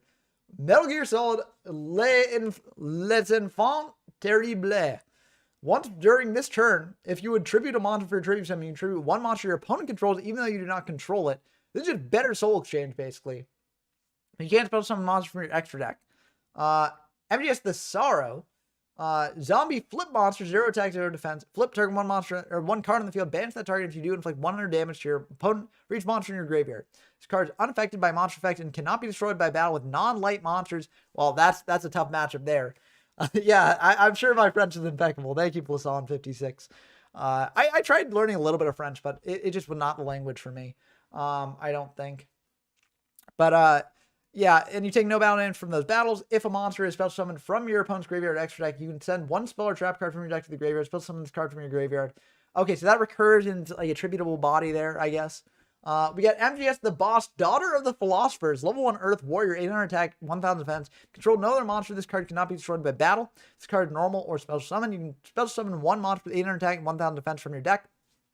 Also, you cannot special summon monsters from their extra deck the rest of the turn. And both this card and that special summon monster gain 2500 defense. Okay. Better than attack there. If this card is sent to the graveyard, you can target one of your banished Metal Gear Solid spell traps, add to your hand, then banish one other card on the field, or either player's hand. You can only... Okay, that is pretty powerful. That's really good. I don't know. It seems like they don't like Master Kid watching. I don't know what the beef is there. And then we got a normal monster here, level 4, 1900 warrior. The Cobra unit was one of the many superhuman soldiers that the philosophers had formed through their resources. With enough firepower to fight World War II, they will only obey the boss. Interesting. Okay, it looks like model is back, so we gotta unfortunately dive out of this game. And well, I'll see what the face down monster is first. Okay, the MGS Ocelot unit. Okay, it looks like it didn't really do anything there, but okay. Diving back in to what y'all came here to see, the Chaos Return stuff going on. We got model versus dump truck here. Let's dive into the game and see how it goes. But yeah, that Metal Gear Solid versus North One Coast stuff, that was honestly kind of epic. The battle between light and darkness, war and peace.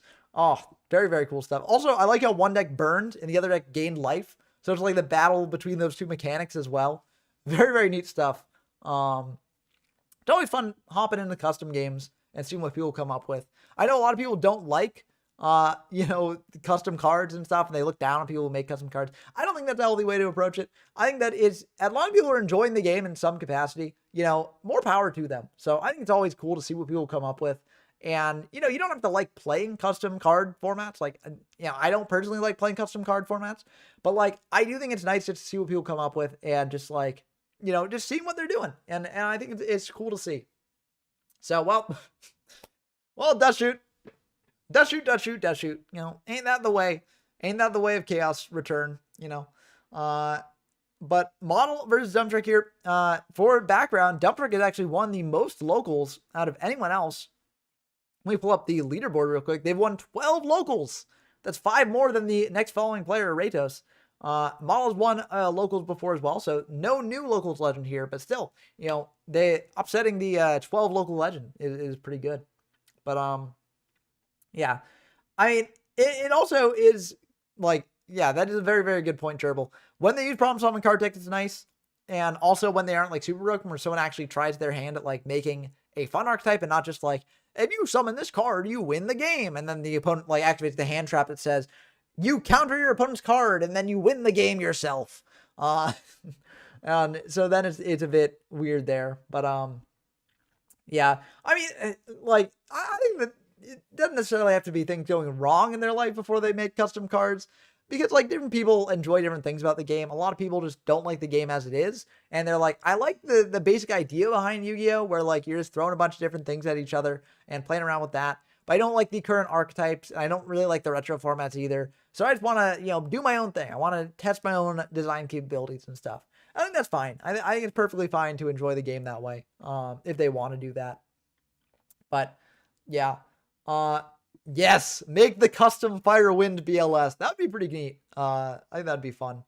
But yeah, Cyber Dragon into Zaborg, popping the Warrior Lady, tagging in for 24. Pretty good.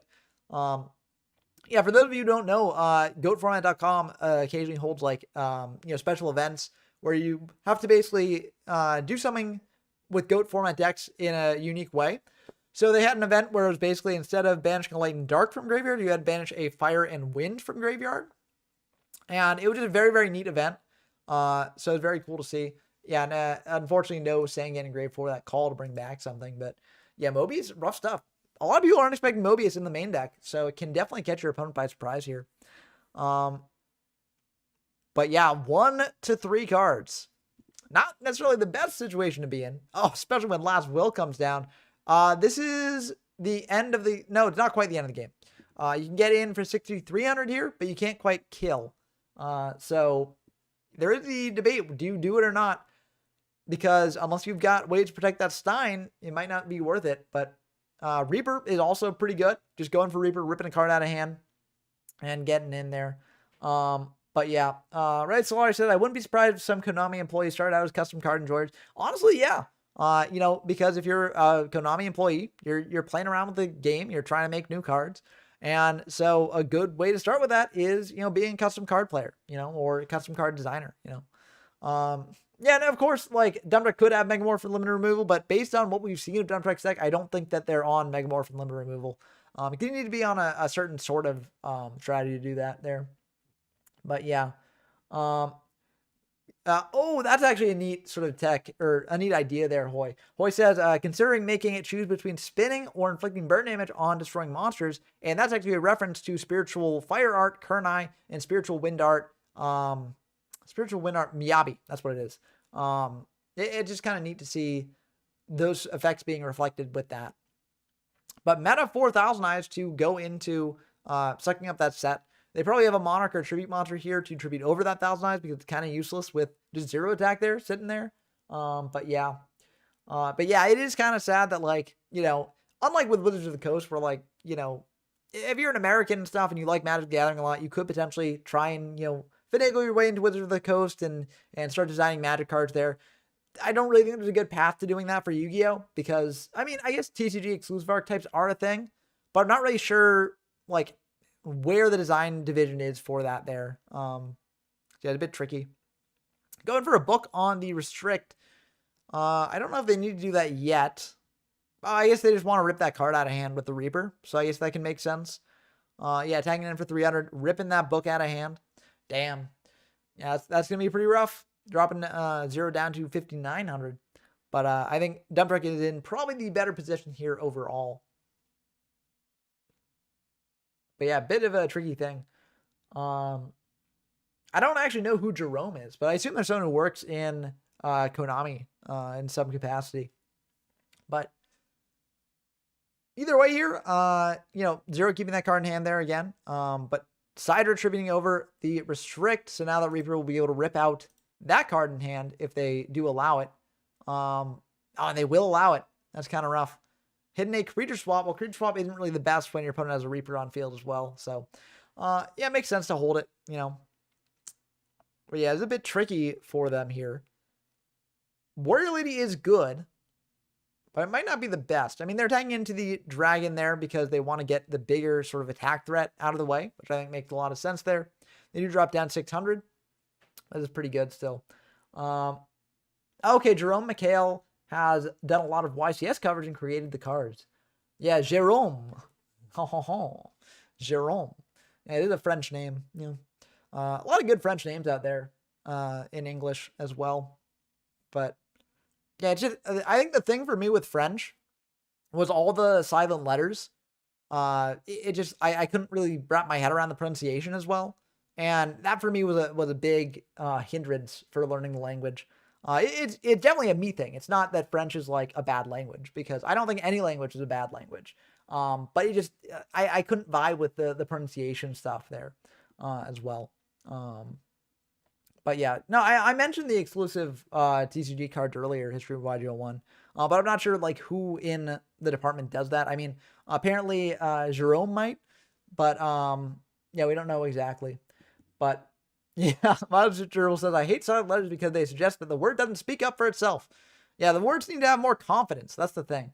If they had more confidence, then maybe I'd respect them more. But yeah, the Chaos Orc of Dunfrick's own will be able to banish Model Zero's Chaos Orc, and now Model's in a pretty bad spot. They can't bring out another Chaos Orc of their own. Dust Tornado on the back row, though. This might mean that they're going for a push, hitting a Dust. Oh, Dust Shoot you don't want to hit there. Return. That is a big card. Are they potentially going for a lethal push? They might be. Mirror Force is gone, so you might just have to go for it. This is indeed lethal if they crash the Warrior Lady into the Chaos Orc and then get in for everything else. If that back row is nothing, it is lethal, but it looks like they're not going to go. Oh, they are. Okay, they got Jin. Oh, wow, okay. Okay, that's a lethal line. Now, Book does stop this, but it's still a really big swing. Scapegoat also stopped this, but you can clear all the goat tokens if you want to. Yeah, that's rough. Yeah, it kind of needed to be Scapegoat there. That was like the big one thing that it could have been. But yeah. Yeah, that's rough. But, you know, very good turn for, I mean, honestly, I don't know. It depends on what Dunfrick has in hand, because they can bring back that Frog, bring out a Monarch, pop the Jinzo there potentially. And yeah, they will indeed do that. So that'll just be the end of the game. But yeah, Scapegoat saving the day. Limited card, by the way. But yeah, that's basically the one out to that board. I mean, the other out would be like Threatening Roar on the activation of like a Return from the Different Dimension. That would also be bad. But like, yeah, Scapegoat was the rough one. Yeah, that was a painful loss there, especially after the Dust Shoots early. Yeah, rough stuff. I mean, that's the power of Monarchs. You know, they can just grind so much and just put big threats on the board. And it just, like, it can just be a really uphill battle to actually beat that. But yeah, it might be a Dunfrick sweep. We'll have to see. Go to 3 would make this and Reaper format more playable IMO. Honestly, I agree, because it would make Stein OTK a bit less good, right? Because, you know, if you have the read that your opponent has a Scapegoat, you might have to go into, like, Cyber End to at least deal some damage, as opposed to Cyber Twin to try and deal all the damage. But yeah, I do think that having another card to stop your opponent from doing things is very nice. And also, it would make Go Control more viable. Even if Meta and Restrict were limited, I think that Go Control being slightly more viable is still something that makes formats a little bit better. I get why they did it back in the day, because back in the day, Go Control was very, very dominant. But from a modern perspective, it definitely does make more sense to leave like Scapegoat legal. But that's how it goes sometimes, you know, and that's one of the downsides to playing these retro formats, is that, like, you know, if Konami didn't realize that a card was a problem in real time, then you might be stuck for a couple formats with that, you know, sort of rough situation there. But yeah. Also, yeah, as a good point, as Gerbal says, you know, more Scapegoats means that Earth Spiritual Art would be worth playing more. I forget the name of that spiritual art. I don't think it's like Ausa. Ausa is the name of the Earth Spirit Charmer, but they I think like Kurogane. I think that's what it is. Yeah, Kurogane. But yeah, Go Control is also not a bad deck to be good, as Hoy says. It's one of those decks where if it is the best deck in the room, you're generally not upset about that, because it doesn't do anything like too unfair. It just is a very skill-intensive deck, and so you never feel too bad when you lose to Go Control, in my opinion. Obviously, people are going to have different games where they feel worse than other ones, but I think it feels pretty fine to me. But yeah, I mean, okay, like Scapegoat is really powerful, but I think it being at 1 makes it more saggy. Like, that's the thing.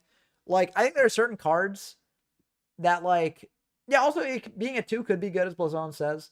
I think that, like, and also they are counterable in interesting ways, as Hoy says. But, like, if it's not at 1, then you don't have to play around it as much, and then it feels like more of a sack when your opponent has it, right? Like, as we saw in game 1 here, like, if Dunfrick didn't have it, then that was the end of the game. But if Scapegoat was at 3 copies and Maul was potentially anticipating it more, then maybe they would have played that in a different manner. Who knows? Braincon on the Jinza is going to be really good here. It does drop Dump Truck out of Stein range, but you are able to get in for 2,400, which is a pretty hefty hit, and then potentially tribute it for a Monarch or something. I thought maybe we were going to see a scapegoat of Model Zone, given that they did not, that they hesitated there a little bit, but yeah. Yeah, and also it would lead different decks going in different directions as well. Because, as Soul says, you try a different direction for fairies if Goat or Meta was at 2. But yeah, I think Monarchs is still good if Stein is at 0, but Monarch also becomes a more fair deck. Like, people aren't necessarily as upset at Monarchs because it doesn't have that instant win button that is Stein, right? Which I think is where a lot of the hatred towards the deck comes from, right? But Sidra, summoning out, crashing in to that opposing Sidra, setting a card and setting another card, passing back to Dump Truck there. Yeah, Megamorph, like, I don't know. I'm not the biggest fan of Megamorph and limit removal in this format for Stein. Because it's like, if you're playing all that in your deck, you might as well just play Steinarch, right? Steinarch is generally better. The cards brick less. They can brick, but so does the Megamorph and limit removal stuff. That also bricks. And also, like, if you bring out Stein, bring out, Monarch as well, and bring out, like, Cyber Twin, and your opponent has an empty board, like, that's game on its own, right? So you don't necessarily need the limiter or the Megamorph to, like, go over the top. But, yeah, I mean, Last Bullet 1 also, it does make Monarch feel more sacky, as Soul says, which is also a bit rough. I'm excited for the full Destiny Hero engine to be online. Like, that's going to be really fun. I'm looking forward to it. But yeah, Book is going to be a good counter there because now the level 2 can actually attack over that set monster. So that's pretty nice. But yeah, I'm excited when we go full Diamond Dew Turbo. That's going to be really fun. As I've mentioned, I'm a degenerate. If I, have a fun combo deck that can just go through a bunch of things and, rack up a ton of advantage and stuff, I will do it. And I'm looking forward to, the Destiny Dew Turbo stuff. But yeah, Crush Card Virus, maybe a bit less. But I do think even with Crush Card, like, well, okay, I haven't played, like, too much Perfect Circle and stuff like that. But I do think that, Crush Card is reasonable to hate there. But it's like every format has a hated card, right? And a card that's rightfully hated. But I think that, like, you just learn to adapt with it, right? And there are things you can do to play around Crush Card in interesting ways. So I do think it introduces some interesting things there.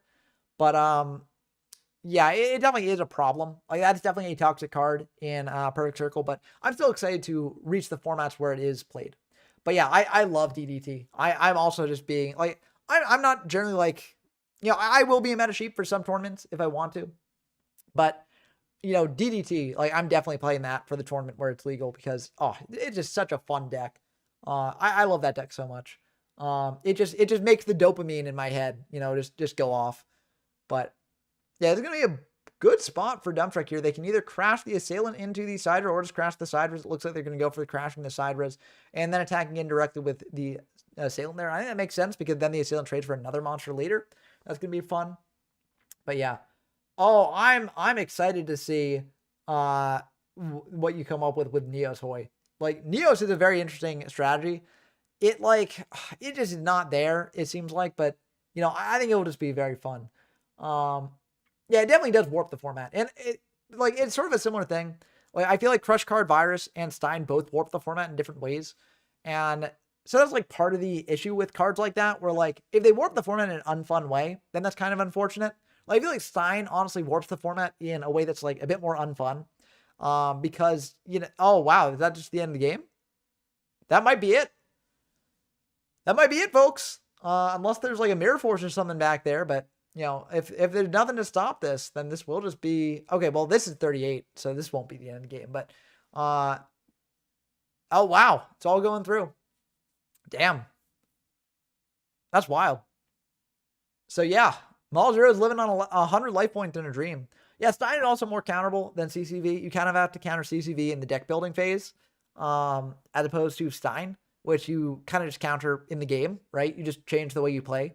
But I don't know. I personally like I prefer countering things in the deck building phase as opposed to in the gameplay phase. Like, in terms of like with Stein around, you've got to get a lot more aggressive with how you play.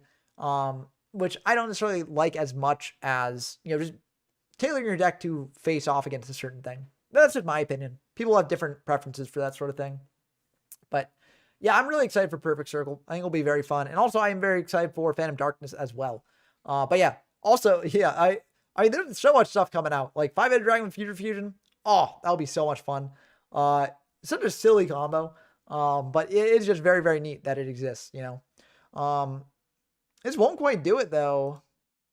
They're attacking in. I feel like you got to banish. Oh, okay, they've got call. Okay, I was like, they got to get rid of that assailant somehow, right? Or else this doesn't do it. But yeah, if they're going for the Cider there to get over the assailant, banish both, then that does work out there. So, okay. Yeah, Chaos Orc going hard here. Chaos Orc is very, very good. And Dump Truck just, you know, they're like, I can't deal with that. I lose. That's wild. I'm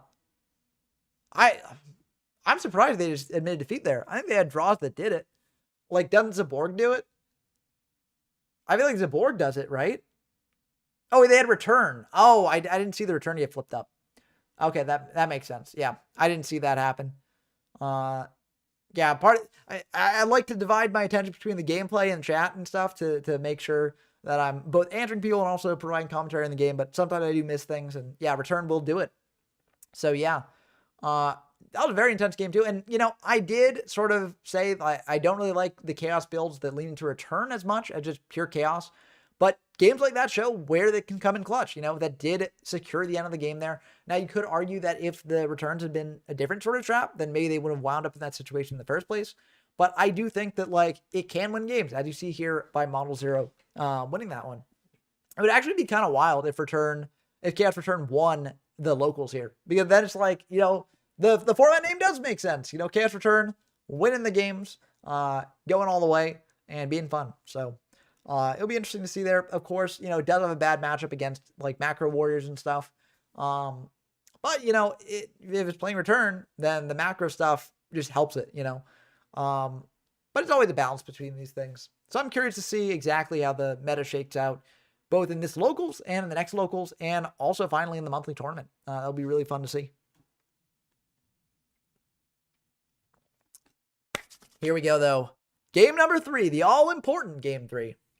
I know that Macro Warrior doesn't play Macro, History Warrior 1, but that's the name of the deck. You could also call it, I guess, Fisher Warriors or Banished Warriors or something like that. But, like, Macro is named because, like, Macrocosmos is the iconic banish everything card, right? So decks that have, or things that have that sort of effect are called macros, right? So you can call it Dimensional Warrior too, but Macro Warrior is a perfectly fine name. It rolls off the tongue, so I like Macro Warrior. But yeah, remove from play warriors. Sorry. Yeah, remove from play warriors. Getting things from the fusion deck, you know.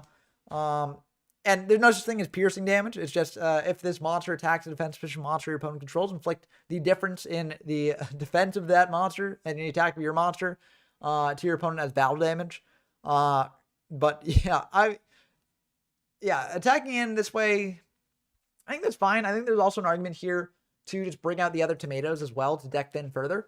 But yeah, DD Warriors. It's just a deck, 40 DD Warriors in your deck. Would it win? Maybe. I don't know. One way to find out. But setting 1, adding that, a Sharpie's back to hand, and passing back. And that's pretty good for 0 here because no Cider can come down on Dump Truck side. Now, the Warrior Lady is coming down, and we'll be able to poke in for some damage. Double D Warriors. That's my next short, you know. Which Yu-Gi-Oh monsters have the biggest racks, you know. That I probably won't do that. I think the Gyat video was a one-time thing. Maybe, I don't know. I'm always open to other things, but a part of the reason I did the Gyat thing was because Gyat is just a funny thing, right? Like, it's a silly name for what it is, right? And so, you know, it's very clearly more of a joke as opposed to, like, you know, just sexualizing these things. Also, like, where it ends is clearly a joke, right? Like, I don't think there are too many people out there, like, sexualizing Elder Entity Nyarla. But yeah, April Fools are good for that. I liked what I did last April Fools where I brought an old Yu-Gi Kaiba deck onto the DB ladder. But maybe I change it up and do an old Yu-Gi Kaiba deck on the Master Duel ladder. That might be fun. But yeah, we'll see. Yeah, April Fools shorts would also be pretty fun and see what we do. But you know, I did this now, so you know, I'm the Gyat guy. That's my new identity, right? Got to do the Gyat. Gyat shorts every week. every week I release a short focusing on a different monster's yacht, and that'll be my new channel identity. You know, um, funnily enough, like I feel like there isn't too much of that in Yu-Gi-Oh, which is very nice. Because I mean, I'm not saying that there are no sexualized artworks in Yu-Gi-Oh, but like, they're. I mean, I don't know. It's tough to explain because a lot of it is sexualized, but in terms of like the butts, there isn't really much of that. Because if you look at it, most monsters are facing you like front on, so you can't really see their behinds. So it actually made it like somewhat hard to, find the best yachts in the game. But I'm perfectly fine with less sexualization in the game. You know, but yeah, that's gonna be pretty good. Bring out a DD Assailant, just a pretty good monster, put pressure on Zero here. Also, as a note, that Sure Priest is this a meta or is this a creature swap? It is a creature swap there. That's going to be pretty good. Does Dumptruck have a call to bring back a monster? That would be the perfect out to this, but looks like they do not. So that means that they're going to get the Assailant, and Dumptruck's going to get that Karibo there, attacking in for 14, getting over that, and dealing some damage. Also getting an annoying monster on field there. Getting a Dark Engrave as well. So yeah. Oh yeah, next format will have us in the Underground Duels with actually next tournament. Once we get Chimera Tech and stuff like that, we're actually going to have a rule where like when you play the games, you have to put something on your heart to like shock you. That's what we're gonna do. Oh wow, is this okay? It's not the end of the game, but it's still very good for Dumptruck here, getting in for 38, and then of course Zero will gain 1,000 here, but it might not matter in the end. But yeah. Yeah, I mean, Rule 34 is definitely something. I mean, I'm sure there's Rule 34 for Nyarla out there somewhere. But yeah, it's definitely it's something I hope isn't out there, but I'm sure that some people have got it. Never underestimate the power of Rule 34 artists. That'll be the next stream I do. I'm just gonna look up Rule 34 Elder Editing Nyarla, and we'll all look at it together. I'm sure that'll be a perfectly monetizable stream. No. I mean, I'm getting tempted to look for it as well. I'm kind of curious, but I don't think it's actually that good. Pre-mat for Jinzo, maybe? Could be Jinzo, could be... Yep, it is indeed the Jinzo. Getting that out there. Jinzo's kind of interesting in a return deck. But it does make sense to get that out. You bring out the Chaos Orc as well. Banish the Assailant, I assume. Yep, there goes the Assailant. But Book is getting flipped to flip down that Assailant. Snatch goes as well. And that's pretty good. Is the duels pack stuff legal for Stein format? I don't know off the top of my head. So I apologize for that. But oh wow. Okay, that's the end of the game. That was a big brain play from Zero here, because now they attack over the Assailant with the Sidra and get in directly for 4,800, and that'll be the end of the game. Wow, incredible ending. Wild stuff. This final turn is a wild final turn. And very, very good stuff from all the players there. I think Dumptruck played that as well as they could have. I think that Model played that as well as they could have. Very, very good stuff. Awesome ending to the locals here. And yeah, I mean, that's Chaos Return for you. Return did win the second game there. Model, you are a great duelist. Don't have imposter syndrome. You are a great duelist. Okay. I think that like it can feel weird, especially after playing a couple of these, to win them. Playing in these, it gets you better. And also, I think that, like, I think just as long as you have good fundamentals, you can be a great duelist and stuff. And so, listen, you are a great duelist, Model. I think everyone who plays in these locals is a great duelist. And so, thank you all for joining me here. And yeah, how many more decks am I covering in Chaos Return? I don't quite know off the top of my head. Gonna cover heroes for sure. Beyond that, it's really open-ended. It probably won't be too many more decks because I can't really think of any like other like super interesting new decks. Probably not going to cover Harpies, although that is something interesting that you could play around with Icarus. Maybe machines. Heroes didn't really get anything, but like, well, it got some fusions. Heroes got some really bad fusions. But it would be more because I didn't cover all the fusions in the previous formats hero video. I just did like Wild Heart Control.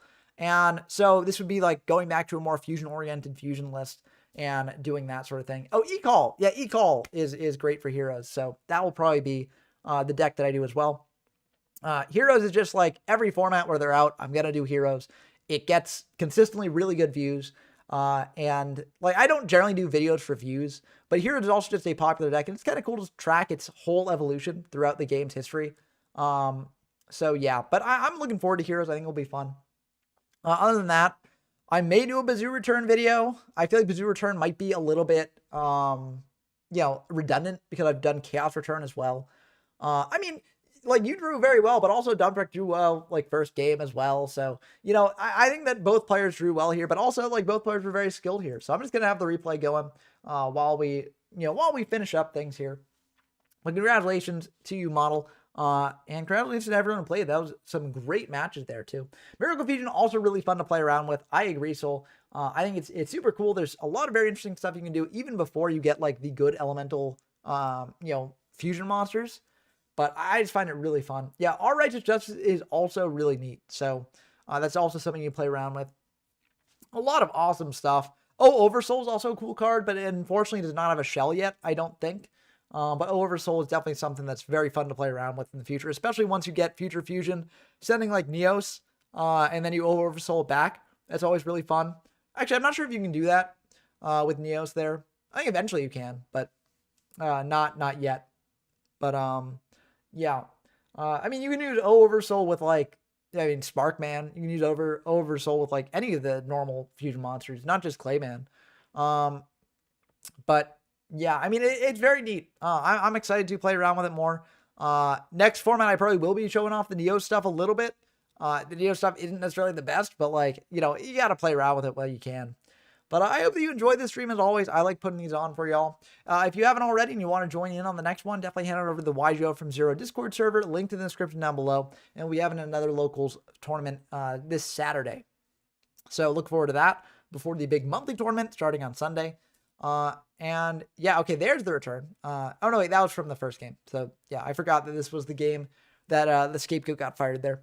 But anyways, yeah, so join the Discord if you haven't already. Subscribe to the channel if you haven't already. And I hope you enjoyed as always. Leave a like down below as well if you haven't done that. Just all the standard YouTube stuff. And I look forward to the next one. So I'll see y'all then. Oh yeah, Future Fusion UFO Roid Fighter is very, very funny. Yeah, that can send Neos. So there you go. You need to have the UFO Roid in the deck though. That's the problem. But it's one brick of many, so you could probably make it work. Anyways, I'll catch y'all in the next one. So see y'all next time. Peace.